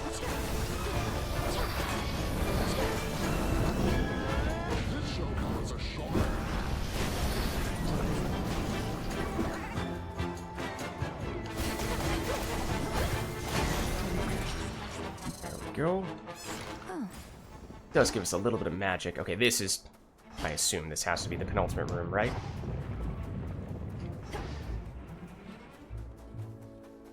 In which case we've lots of gold, despite passing on several gold rooms. Wait, what is this?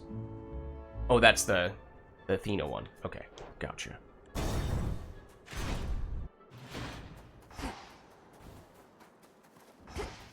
More. A little more. And now we do get healing. I imagine this is probably an overheal. It is, but it's probably still worth it, especially because we can still afford everything here. Let's go this first. Ocean Swell. I thought that said Ocean Smell for a second. Is that the one that knocks enemies back? Okay. Do this. Hear me on my authority. Would have preferred Aphrodite, but see what we get here. It's more life, which actually would also mean more healing, but it's still going to be an overheal in this case. We have almost 200 magic, so that actually does amount to a decent bit of life. Gain some armor and deal some damage based on how much armor we have. This was the combination we had with the other one that gives us armor at the start of every encounter last time, and it was sort of nice, but it didn't quite make enough of a difference for us, so I think we just go with the straightforward approach here. Now we have plus 77 life. Heal this up, and now, although it was a little messy getting here, if you ignore that and just said, okay, we're going into the Prometheus fight with all of our starting Death Defiances and 333 life with what is now a decent damage build, maybe we would take that. Bit of a roller coaster ride to get here, of course. That's kind of par for the course nowadays. Something from mortals, you know. For all their many failings, they have an admirable tendency to cling to hope. A certain quality we deathless often lack. I think we have hope. Hope can be the Melina, salve for the naive. So many mortals hope they'll never die. A feeling born of delusion and fear. Okay, I mean, that's a very pessimistic way to look at hope, but sure. Yes, mortals live short, painful lives. And even still they strive for something greater than they mostly can achieve. I fight for them. You gods fight only for yourselves. Okay, and that's kind of what we suspected. Might have been one of the reasons why Prometheus is not a big fan of ours. But the tricky thing with Prometheus is that he is primarily a close-range damage dealer. And our damage is primarily from close-range stuff. So that does make it a little bit hard for us to get in to do stuff like this. Also, I dislike that you dodged that. Oh, he resists. Oh, right, he resists transformation, obviously. What do you do? Oh, you're doing that. Try to put that in a corner. Didn't quite do it to the extent I would have liked. But we've seen worse. Stuff like that. You know, you just don't really want to be caught eating that.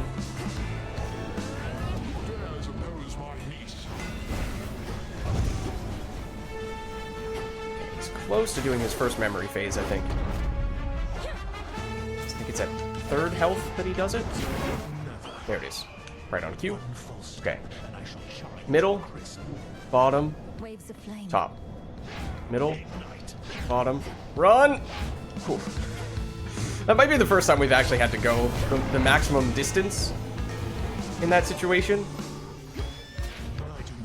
Well, I legitimately was not sure if we were going to be able to run that fast. Ooh. Okay, in hindsight, if I had realized we were about to get ads, I would have used that hex a lot differently.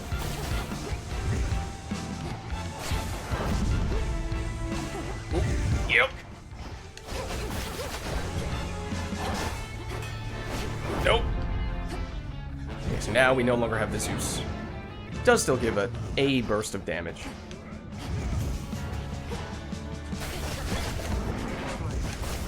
Okay, throw this over here, I guess.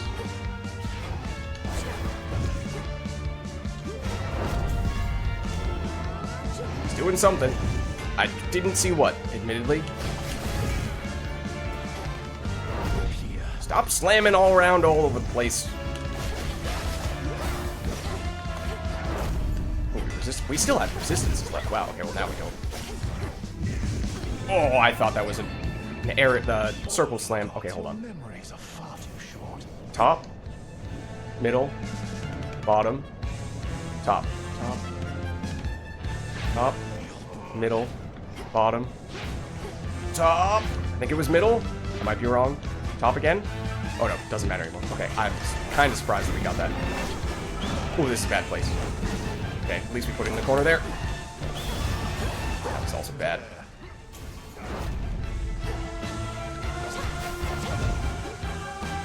Give the hex back. Please teach him burst there. What are you doing?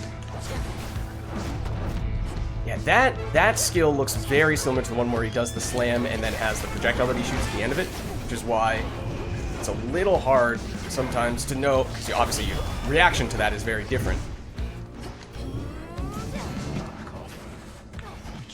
Oh, man. I don't really remember that being an issue in the past, to be honest with you. That skill. I'll slow down a little bit here. That one. Oh, that was horrible. I was caught just checking out my progress toward the hex. Don't stand there either. No! Bad damage. As I was thinking, when he's relatively low on health, we're starting to run a little bit low ourselves. It might make sense for us to try to stall it out a little bit. I don't know what the best way to dodge that is, to be honest with you. And rely more on the hex. To just give us relatively safe bursts. It did nothing! What gives? This is a horrible place for that. Or at least it nearly turned. That was very hard to avoid. Impressive trick. Impressive trick indeed. Impressive enough to take you down and did avoid using Death Defiances. It was a little close though. Stronger than this. Oh? Far worse awaits above. You're not wrong about that. Enough of his foresight. Okay, well, we defeated Prometheus, and again, we still have all of our starting Death Defiances. We took a sizable chunk of damage there. Good thing that we did get as much starting life as we did. We'll get some healing here, but unlikely to be enough for us to get back up to full in what is about to be a very difficult floor. Not only Typhon, but the mini-bosses leading up to Typhon, and we have recently seen that, as we're probably going to go Luckier Tooth, which I suppose means we're going to get another Death Defiance. But there may be more of the mini-bosses on this floor than we realized. Okay, and I think, yes, obviously, if we make it all the way to Typhon, there will be a super shop at the end. But I think we still want to get aggressive here, set ourselves up. And that healing could be very well... In fact, we're missing 141. This would...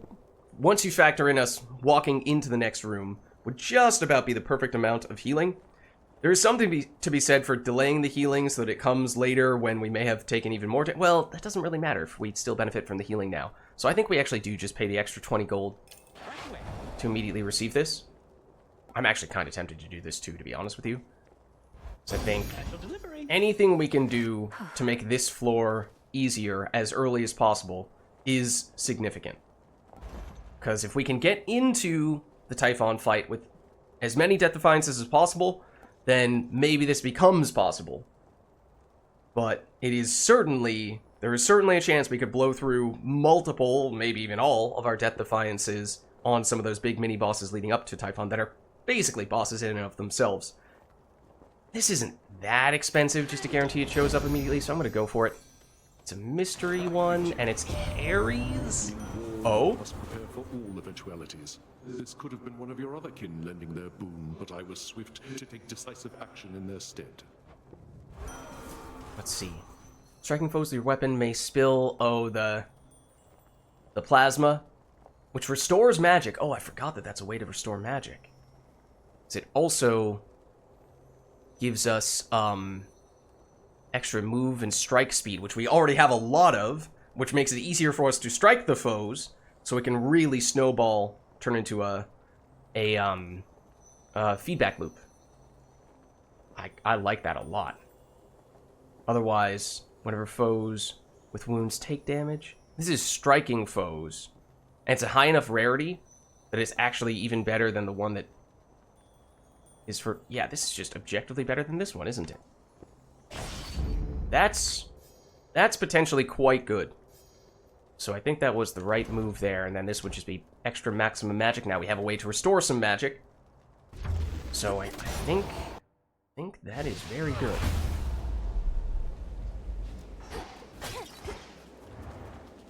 Okay, we're on the summit.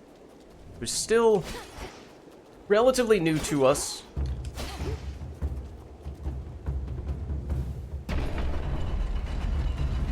Certainly the most difficult floor by a wide margin. Next. Oh, yep. Hold on. Don't mind me as I try to run away from all these things. I don't even know what I'm aiming this at, but I'm aiming it at something. Typhon's tail, perhaps? Which is here to mess with us, of course. No, you can still hit us. Okay, Typhon's tail potentially can still attack, even when the encounter is over. Some coins. Get the coins. Golly, get it. Ooh. Good job. Okay. We used some of those recently for, I think, the hidden aspect we used last time, and I wasn't 100% sure where we got them from, so I am glad we got a little bit more there. Fishing spot as well. Pretty sure that little orb on the ground could damage us. Golly blocks, though, which actually is very clutch. Still dodging, waiting for potential tail action. Okay, here we go. The hunt begins. Indeed. And it ends quickly. I caught a storm gullet. Okay. So we know it's a mini-boss regardless. And it's not necessarily the one that we had grown accustomed to, the big dude who does a bunch of melee and has large area of effect with some of those things and charges us down. What was the first one of the sort of alternate dude? It was the twins, was the one that we saw recently. So I suppose, well, with there being two rooms, one of them is one of those guys, the other one is the other. What do we prefer here? Because we now just started getting a little more of the Ares stuff to the point where getting more Ares may have more synergistic potential, whereas the Hex is starting to become more meaningful, and the upgrades we had remain. I think we were approaching at least stuff that gave us more damage. We could definitely get stuff that gives us more damage after we've used the Hex for the rest of the encounter. At least another 10% damage for the rest of the encounter from that, which is, especially against a Typhon and a long encounter, that could certainly add up. Otherwise, there was the one that applies the hexes. I don't remember if we took that. We may not have. Theoretically, we can check that. Get 15% damage after using a hex at the moment. I would love if we got a little more charge up. More damage to morph-inflict enemies whenever morph-inflicted foe is slain. Blast damage. Hex lasts for longer. Yeah. So nothing with the applying hexes to everyone. It does deal more damage to Guardians now, so it's more significant even in the boss fights, which was a big difference maker. I mean, we could potentially get the legendary boon from Ares, because we have enough Ares boons for that, and I think it is related to the plasma, if I remember correctly. I think we got it on that super chaos run. Chaos trial. So, that might be the... I think that's a higher risk, higher reward option, whereas this is safer. So, take your pick. Maybe we do. Except, oh, the other thing that I noticed was, I got a little bit distracted. I was looking at our other boons. We've 7 Earth boons. Ares has a really powerful infusion that requires 8 Earth boons. So we either may get it here, in which case if we can purchase an Earth boon at a super shop at the end of this floor, or get an Earth boon from something else leading up to that, then that could be a big difference maker.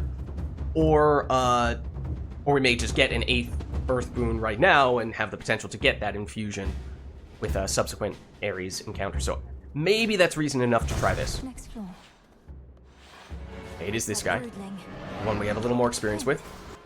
He's the one that charges a lot and does that, and it is very quick. That is a move that I think should not... Oh, that's gonna hit us, or we're gonna resist it. It's a move that I think should take longer to deal its damage. Yeah, this is also an encounter that... Ooh, like that.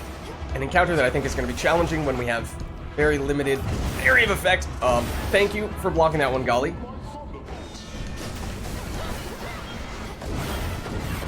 You have very little time to do anything about that.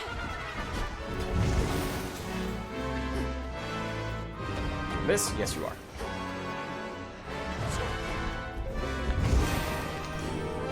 Storm is coming. Yep, I can do that. Okay. It's so fast.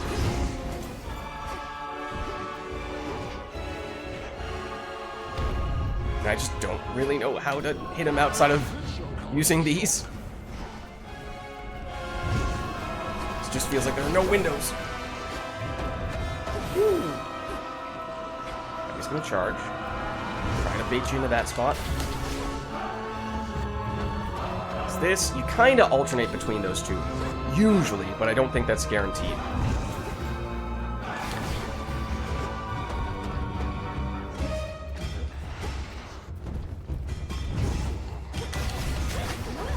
Nope.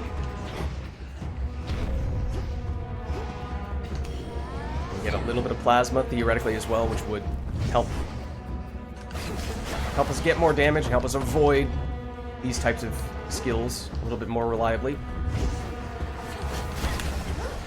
Oh, I didn't dodge quickly enough. Slash was caught in the animation. I do want that plasma, but it's more important to avoid your attacks. This is where if we did have a little more range, we could get him when he's charging that up. That would be ideal.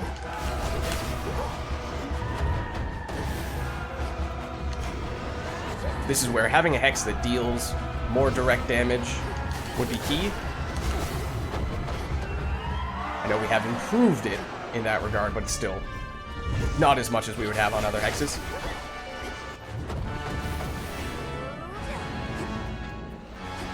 That didn't have enough range, no.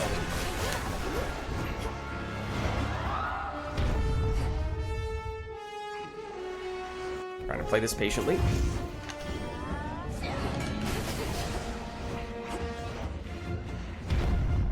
Didn't see what you did.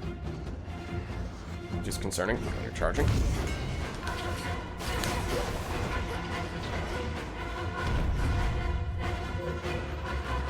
Closer to this.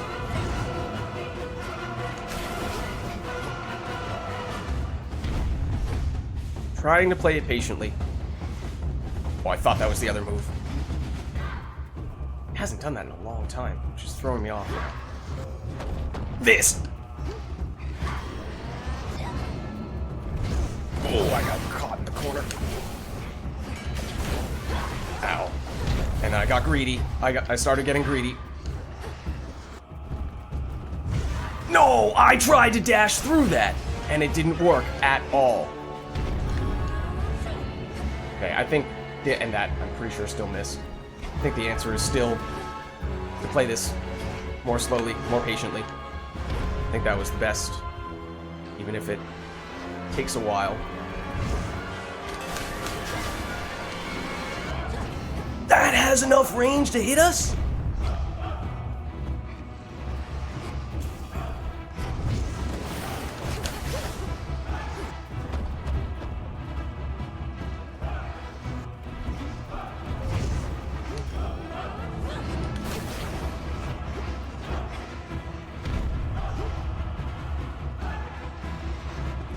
Not what I thought you were gonna do. That is. Ooh, I went in the wrong direction. That almost backfired big time.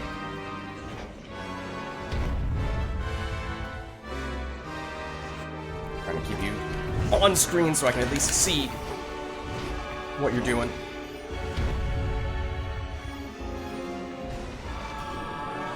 He's charging. Just imagine how much easier this would be if our Hex actually had the full effect on Guardians. Because it doesn't. It's hard to get in for backstabs as well, obviously.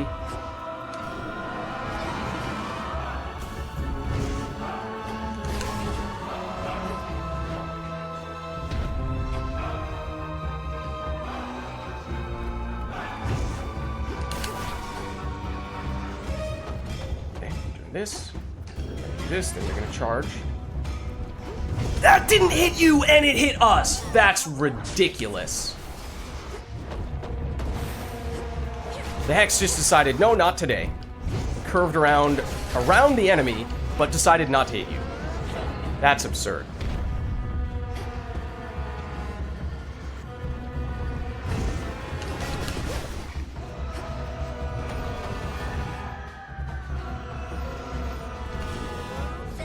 I wasn't sure if that was going to be enough. It wasn't.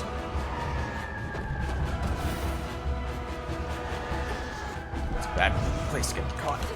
And that was bad timing. Slash positioning. That do it? Nope.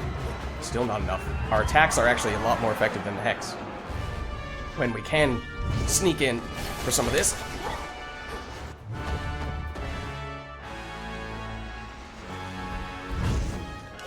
There we go.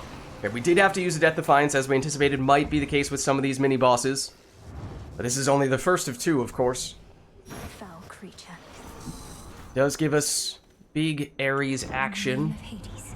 Fingers crossed for... Okay.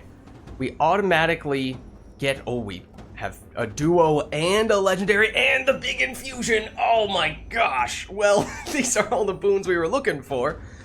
So let's think carefully about this. Whenever you collect plasma, you may create a heartthrob, and that does damage. It bursts. It orbits around us. Bursts when it hits a foe or expires after 6 seconds. So that's... We haven't had it before, so it does help us with the prophecy, although I don't think that should be the deciding factor here. Any spilled plasma has improved potency and is drawn to you automatically. I think we probably are looking for this. This was the one that I was anticipating we might want, and it is also an 8th Earth boon, so that if we do see this show up later, we can get any damaging effects from Olympians be 50% stronger, which would make our attack boon incredible. So, like, we're looking for this. We do still have a reroll. So we take this, and then we're looking for Ares later on to give us that infusion. And that would be our ideal setup. We use the Death Defiance. We also still took damage as well. Or, you know, it doesn't heal us back up to full health after that. So we still need to be very careful here. He says as he immediately gets annihilated.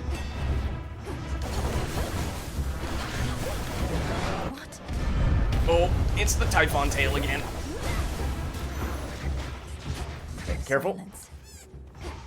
For other sources of damage? No. Okay, we don't have enough fear to do that anyway. And this is not immediately going into the next mini-boss.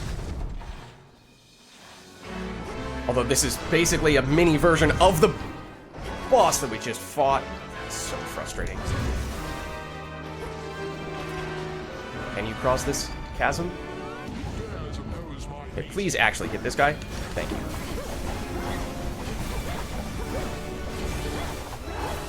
Okay, so this gives us a whole bunch of plasma, which is why this is so good for us. And now you're armorless, so we can just continue to do this, and look out for that, though, and that. Okay. Keep going. So we keep on taking little bits and pieces of damage. It's not great. Oh, man. Okay. This is now either the Typhon's tail fight or it's Typhon's eye. We have more experience with the tail. The eye is, for the most part, just a really crowded boss arena with lots of ads and lots of projectiles, a bullet hell of sorts. That is probably better for us, to be honest, relative to the tail, which just has some very defined windows in which to attack, but otherwise it's very difficult. So if we could figure out which one was which, that would probably be the deciding factor. As for which reward we prefer, if we could further improve Flutter Strike, that would be nice with the palm, but we have a lot of boons at this point. There's a low probability that it lands on that, and we probably have several other boons that would not be nearly as useful. So getting another Aphrodite boon, there are still some that we have yet to get that we were saying could be very good. We might have taken... This one might have replaced or occupied the spot that we were eyeing for one of the Aphrodite boons. So I don't know if we can get all of them anymore, but there's still one that gives a flat amount of damage. Can Aphrodite give boons that are earth? Or is it only water and air? It might only be water and air. I mean, either way, we may not be getting the earth boon then. I think this might still be the preference, though. Which one is it? It's the tail. Oh, I did not realize that you immediately go into that. That stinks. Oh my god! Oh my god, are you kidding me? I was actively dashing out of the way from all of those, and you hit on every single one of them. What gives? That's the other skill that I don't know how to dodge. I think it's just all comes down to the iframes, but in the past you'd always done it starting from the right side of the map and into the left, so I didn't even realize you were doing it.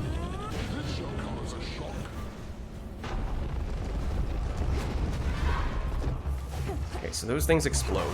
I don't know if they can drop plasma or not. Okay, this is where we have to dodge this, dodge that, then we go crazy.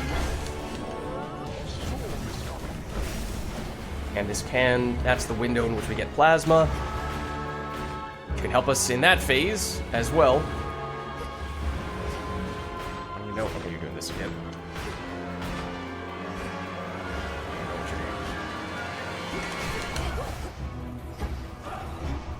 Is this the big blast, which I now can't even see? Okay, that's how you do it. You have to time the iframes on the dodge. You're doing this again. I mean, I want you to do the slam, because that's how we get the window in which to attack you. And how we theoretically get the plasma build-up as well. Okay, I did aim that in the wrong direction. That's going to do precisely nothing. Oh, you're doing this again. Okay, this one, dodge through this one, and move in. So if we can do this regularly, then it does start to add up a lot.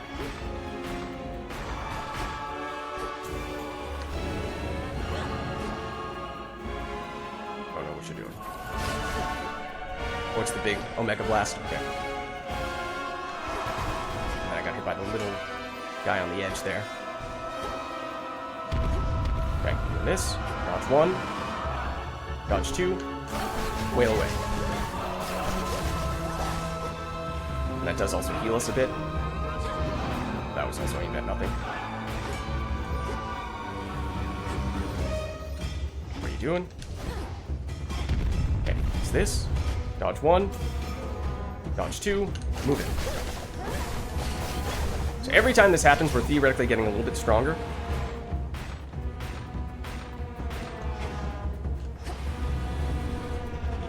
Slam again? No. I don't know if that hits us. I don't like that all these things are out here. They do 25 damage apiece. Watch that. Move it. I don't know how we get backstab in that phase, but obviously that would help a lot. I think you're about to do the blast. Yeah, you are.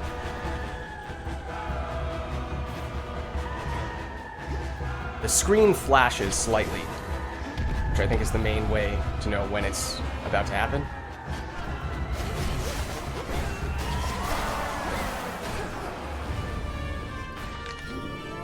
That one I did actually aim at you for once.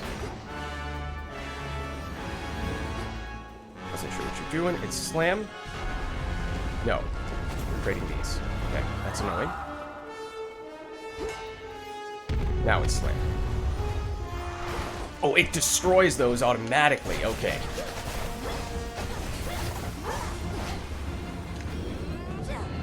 Usually, yeah, you do that after that phase. Going for? What are you doing? Is this Omega Blast? I think it is. Yep.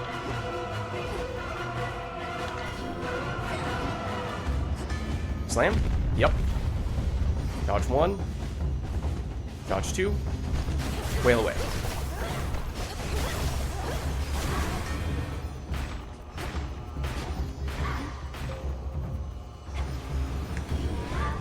Omega Blast? No. Slam, slam. Dodge 1. Dodge 2. Whale away. We have a formula.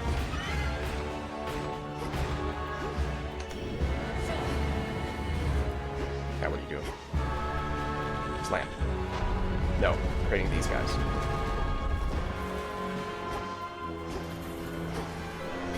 Now Omega Blast? Yes.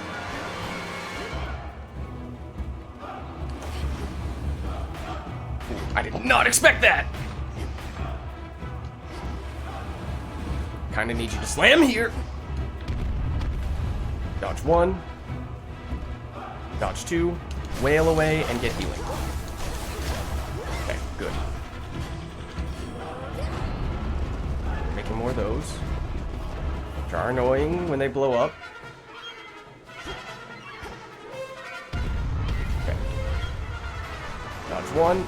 Dodge 2. Move in. I had to dodge the other little guys that you'd spawned in, which was annoying. What you doing over there? That hit nothing. Oh, you're doing Omega Blast.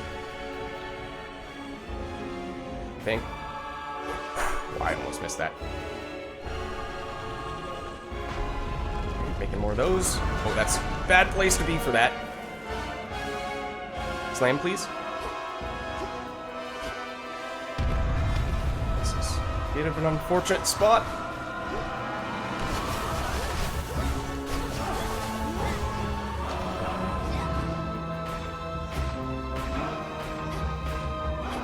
Okay, 1 or 2 more slam phases and we should have you.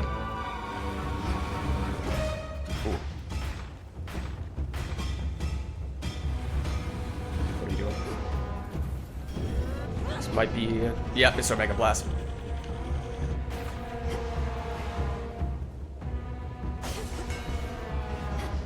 What's this? This is Slam. Okay, dodge 1. Dodge 2. Hit you with this. Hit you with this. You're dead. Okay, we have a formula. It can work. Can work. It's slow, but it can work. Did we have to use a Death Defiance on that one? We did not, actually. The healing came in pretty clutch as well. Once we dropped to 40 life, that's why we have exactly 40 life right now. Olympus, I accept this message. We hit that threshold several times. Deal more damage while you have at least 80% health. The bonus is doubled. It's not happening right now. Whenever we use 40 magic, create a heartthrob that deals 120 damage. This is what I was eyeing before. The flat damage on the attack, because you might look at that and say 9 is not a huge deal, except that 9 is then getting multiplied by 2.45, which is nice, and also, even more than that, if we get backstab, a lot more than that, and we're also attacking really quickly. So there are lots of multipliers that make this a lot better than just that. So that is, I think, probably the best one we could have gotten. And here's the super shot. So that means we have made it to Typhon, with all but 1 Death Defiance. Oh, we can get another one of these, okay. Nice. Appreciate the help. Lord Hermes. Hello, Hermes. See the healing. I like that. All right, Em, I don't want to hold you up now that you're here. You've got important business after all. Just making sure you made it in one piece. Still in one piece, Lord Hermes, but we'll see how long that sticks. Right. Though who knows? Perhaps Typhon will flatten me instead of tearing me to shreds. I suppose. Maybe that's the silver lining. Oh, that is grim. Although you know what else is? This entire situation we're in. I mean, also look at true. This place. So how about we both get out of here? I mean, if you want to tag along and help us with this fight, that would be welcome. Also see this? Some scarce deliveries risked by swift Hermes represent what aid the gods can finally provide unto the princess of the dead, now that the summit of Olympus lies before her.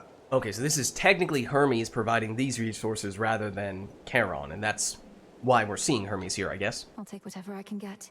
But it still costs us money. Okay, so we can't get this. This is lose 1 hammer upgrade, gain 2 random hammer upgrades. You don't get to choose any of those things. But we have pretty much exactly the hammer upgrades we would like. So I think, can we afford everything besides these 2? We might be able to. We definitely need, I think the armor is probably the thing we would pass on, right? Because that's just 40, whereas this is providing 209 life. Maybe we do this first just on the chance that this can give us some bonus resources from the other stuff, because that is sometimes the case with Poseidon. Accept this message.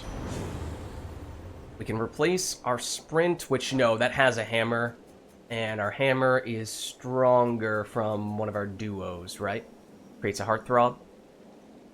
So we don't really want to swap that. Hit surrounding foes with powerful splash when they strike you, but prime magic. Oh, we have a reroll, and honestly, this is our last chance to use it. Let's do it. The fates won't mind. Whenever we claim rewards from other boons or rare resources, a copy may appear. This is where that might be possible to trigger on the Selene boon right next to us, but it's probably still too little too late for that to be a big deal. Hit surrounding foes with a powerful splash as they start to strike, but we prime more magic. Any minor finds are worth more. And we receive additional healing now. Did we already do the healing? Or did we do this? I honestly don't remember if we waited on the Selene. Did we also wait on the healing? Because if so, then this could be enough. Obviously, this is also something you would like to see at the very beginning of the run, but I'm a little hesitant to go this route because it means priming even more magic. We do have magic restoration, though, automatically from you. So, you know what? I think we're still okay with this, and I think against Typhon, who's going to attack us a lot, that can add up to a fair bit of damage. Okay, but yeah, we had not yet taken these, so would have gotten a little more value out of it. Let's go Selene. And here we have 3, so we can get up to here. Your Hex has a chance to turn 1 foe per location into an item that restores 10 life. I think it's a little too late for that. Morph expires and... Oh, we do have the one that... Wait, do we have the one that afflicts the curses? Oh, that's what does it. Okay. So... I don't know. This also might be too little too late. And the fact that it makes it cost more to use might be enough of a reason not to go for it. Just getting the passive 10% extra damage in the encounter might be the best option here. Next lasts longer. And this 15% damage boost for most of the duration of the fight. Oh, except we can't reach those yet. We have to get here first. Lasts for 2 more seconds. Okay, so it's going to be 10% more, no matter how you slice it, it seems. But that's, you know, it's like a palm, like the equivalent of a palm, except it affects everything. So, okay. We'll take it. There at last. And then we can afford this.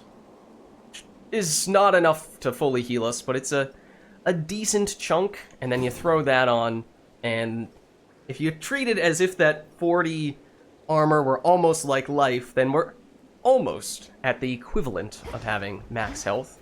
I don't think I saw any more golden urns here, and at this point, after having made those purchases, it's not like that would allow us to get anything else. Not that we'd even want to get those ones, to be honest with you. Oh, there actually is a golden urn. Alright, fair enough. Doesn't really change anything, I don't think. So, going into Typhon. We have used 1 Death Defiance. Obviously, under ideal circumstances, we would have all of them. However, we do finally have some big attack stuff working in our favor here. The attack boon, in particular, is now huge, especially when we get the attack speed improved even further from this, and the flat damage from you. So, to the extent possible, we kind of just want to face tank Typhon and just spam our attack non-stop. And the Heartthrob stuff theoretically could help us a little bit to fend off some of the other enemies that swarm around us. Just not sure if that's going to require additional effort, or, I mean, that could end up being something we use the Hex on. Because there are times when Typhon summons some pretty powerful adds. And then the backstab on Typhon, we've definitely used this weapon and this aspect against Typhon before. I don't remember if using the charged attack is enough to get the backstab on him, because if so, then that's obviously a huge additional source of damage. We did get, for what it's worth, the 8 Earth Boon threshold, but that required us to take the legendary Ares instead of the infusion, so we would have needed 1 more Ares boon either way, as we were kind of expecting would be the case. So under ideal circumstances, we would have seen Ares instead of Poseidon as that last boon. But here we go. Here goes nothing. We'll heal a tiny bit more upon going in here. We're still relatively inexperienced when it comes to fighting Typhon. But we know his like tongue attack deals 100 damage, which is absolutely insane. So that's sort of the thing that you need to make sure you're dodging more than anything. I am seeing backstab up. This is the thing that you really need to make sure you're dodging. Wasting our resistances on silly moves, though. Oh, I mistimed the dodge there. And that, I just talk about face tank. I'm not sure this is really how we want to be using this, to be honest. It's just so hard to dodge all that. What are you doing? Yeah, the wind, it is blowing me to the left side of the screen for what it's worth. Ow. That is the downside against Typhon, as he does also have some stuff. It seems to... Oh, hold on. It seems to only hit you if you're up point blank range. And that's our last Zeus one, I think. Zeus phase? No, Ad's phase. I just ate that. Very silly. That was our last... Okay, we did still have a Zeus one. What? I've never seen that move before. It's just undodgeable. Just trying to hit some stuff so we can get some health back. It's undodgeable. It heat seeks. It heat seeks, and then it also creates a bunch of secondary projectiles that cover half the screen. So we have one Death Defiance left. That. How do I avoid getting hit by all of those things? It can't be done.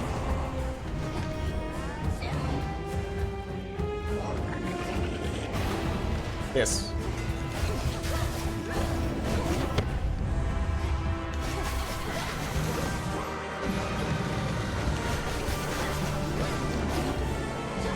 Oh. I was in the process of using the Hex as he was doing that, so I couldn't dodge out of it. And that was our last Death Defiance. And it was from the... Hold on. It's from the Keepsake, which doesn't give us as much life back.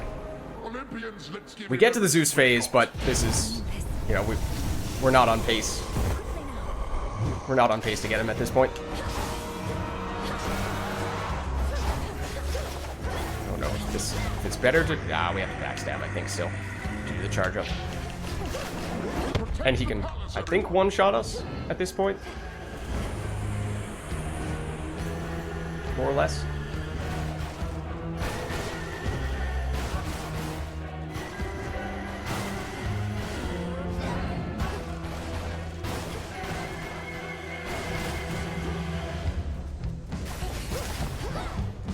I don't want to be too greedy, but it did seem like you were giving me a bit of a window there. Longer than I expected it to be honest with you. That. There's nothing you can do. It heat seeks you.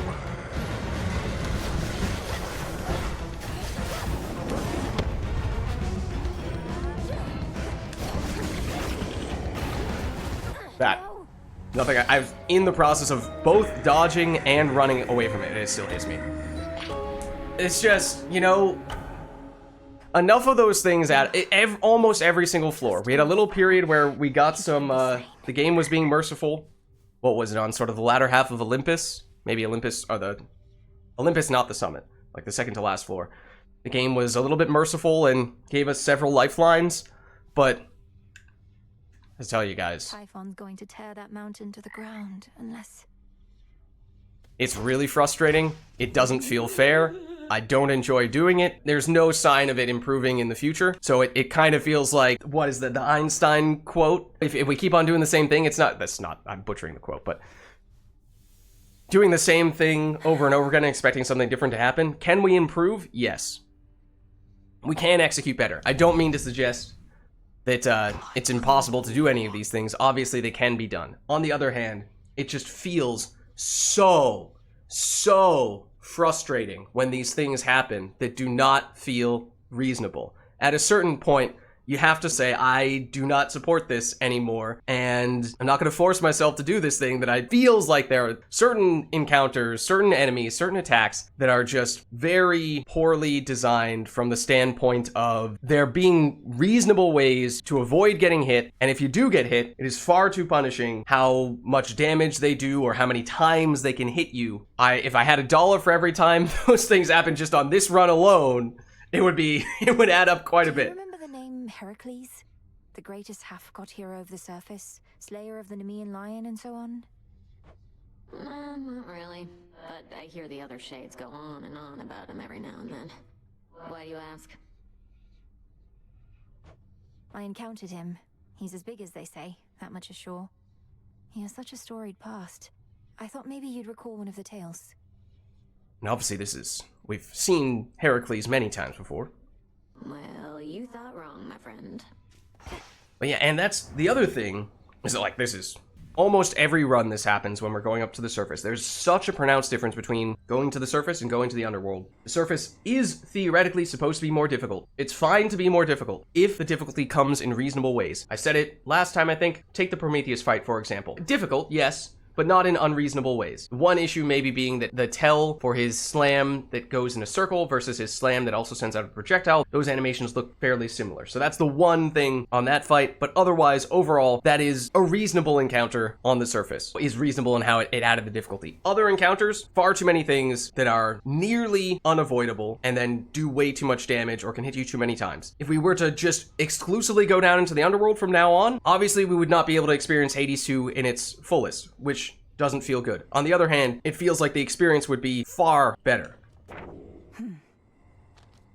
To the point where I'm not just saying this in passing. We legitimately may never play Hades 2 again, or if we do, I am legitimately considering only going down to the underworld. Because my patience for these kinds of issues is growing very thin.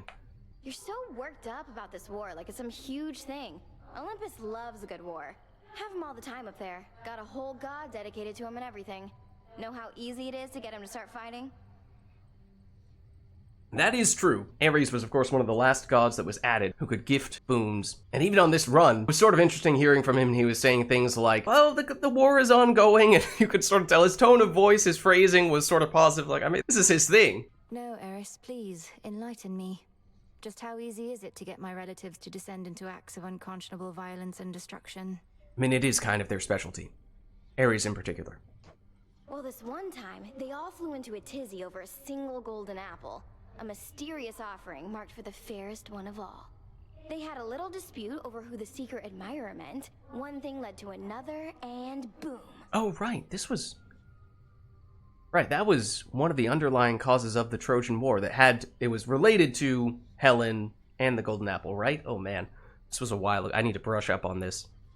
But yeah, and also Eris does drop the golden apple as her reward for defeating her, which I admittedly did not give any thought to the mythological significance of a golden apple at the time. That sounds like a simple misunderstanding, if not a prank. But you say it grew into a full-scale war. What happened then? Yeah, rather significant one at that. Nah, long story. Yep. Read the Iliad. Which I have not. I've read the Odyssey. I've not read the Iliad. So that one is just... I mean, it's famous, of course, various stories about the Trojan War, but I have not read it all from start to finish through the Iliad. Here's a thought. Oh? The new upgrade. Rest your animal familiars for a night, granting them +10 bonus to help find their resource type.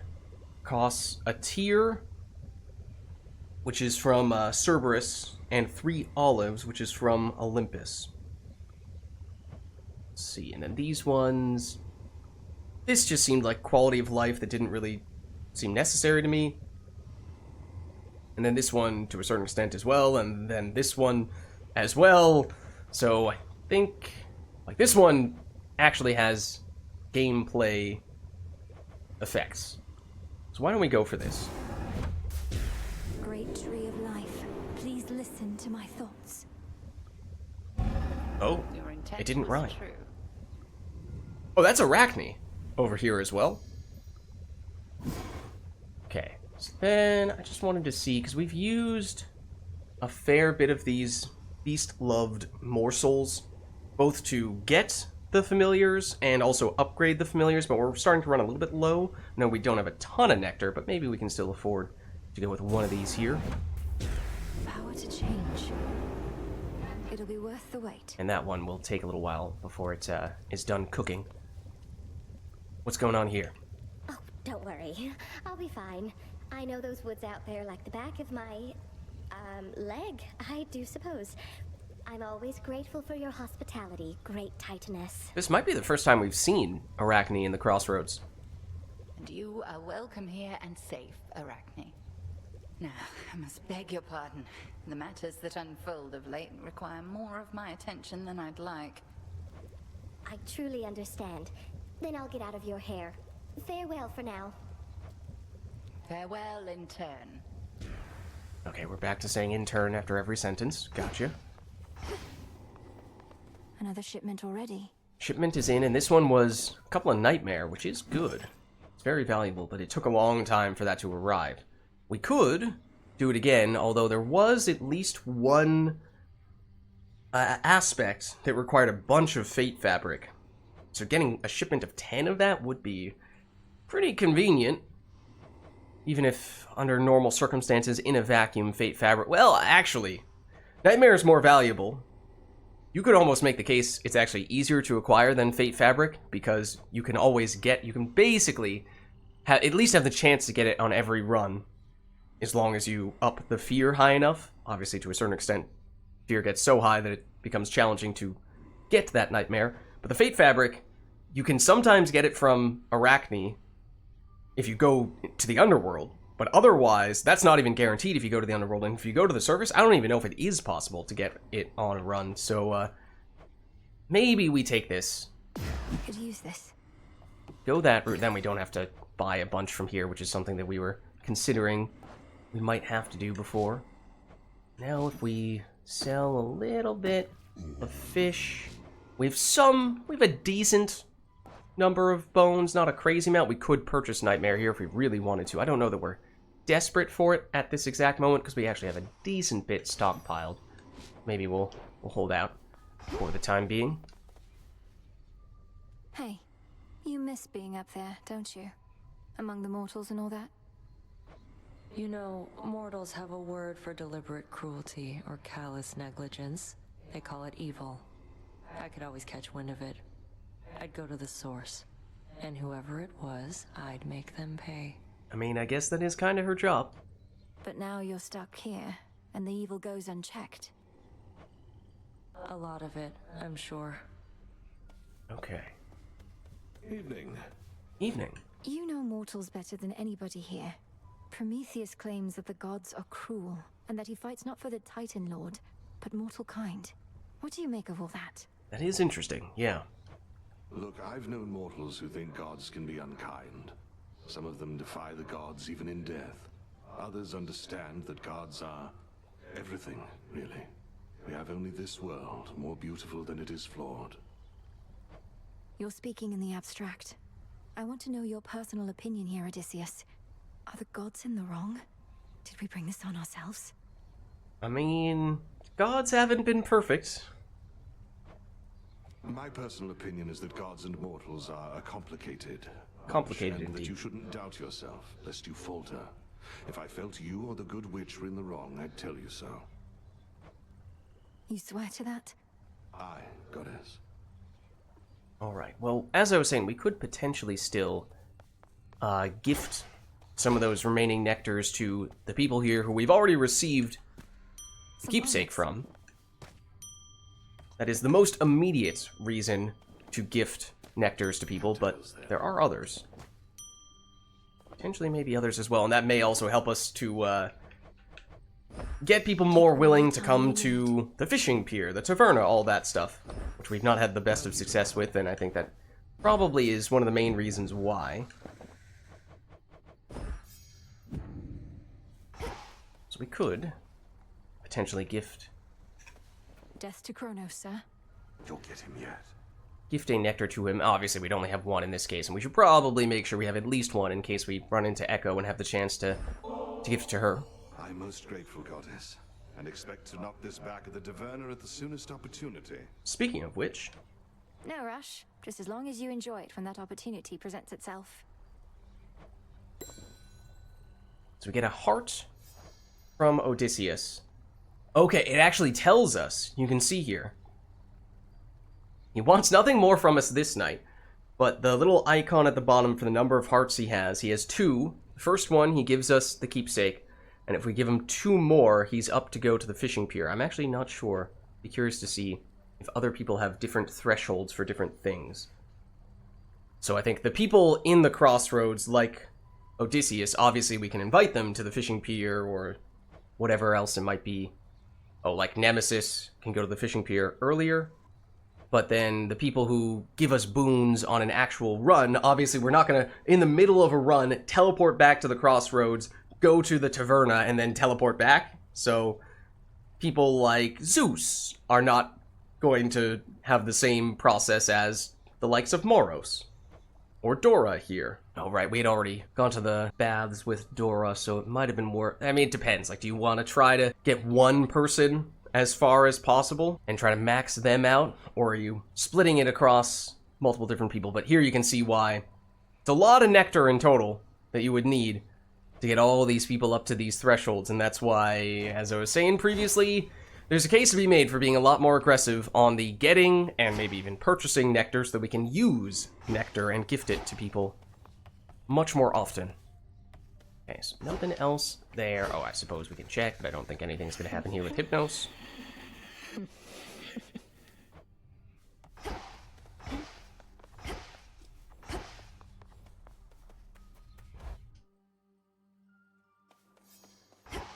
Okay. Anything's... Whoa! Where'd Skelly go? Commander. What the heck? Huh? Okay, don't know what the deal is with that. I don't know that we really have any other stuff that we need to do here. We, of course, have been accumulating, theoretically, a whole bunch of Chaos Trials that we have yet to do. And as I was saying, I am growing very frustrated, especially with surface runs, to the point where, at the very least, my goal for this run was for us to take our preferred setup with our weapons, and then ideally target the gods and goddesses that we like on this weapon set, not get too concerned about maxing out our heat or anything along those lines, and just try to get all the way through, add one more successful surface run, because we haven't had that many of those as of late, and we've died a little early on our previous 2 surface runs. We eventually did find ourselves getting many of the types of boons that we wanted, but it was only at near the very end of the run. So at the very beginning was really rocky and especially frustrating. We were able to make up for that a little bit with some of the Death Defiance restoration and, you know, like Athena popping up and helping us out on Olympus as well. But it still feels like if we had had a smoother experience in the first 1 or 2 floors, which the game, it just would not stop giving us the worst possible gods and goddesses for boons. If not for that, then it feels like we probably could have succeeded on that run, because we got to what,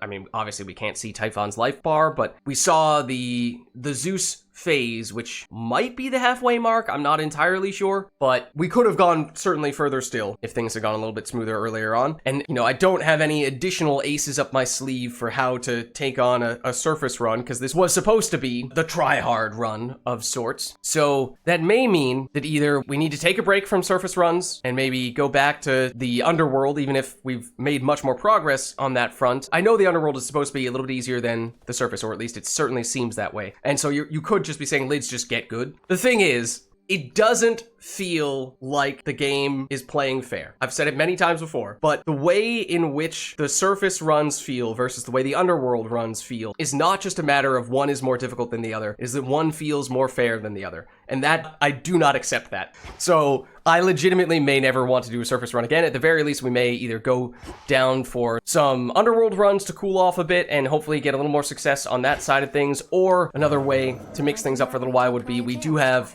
as you can see, several new Chaos Trials, and some of those can be nice, short, in some cases, overpowered runs, which are maybe the sort of thing that we need to just mix it up a little bit, just get a little win, and a little metaphorical wind beneath our sails, because we've been heading through too many tempestuous times as of late. But anyways, this is the right time for us to call it here, so thank you all for watching, hope you enjoyed the video, and I will catch you next time.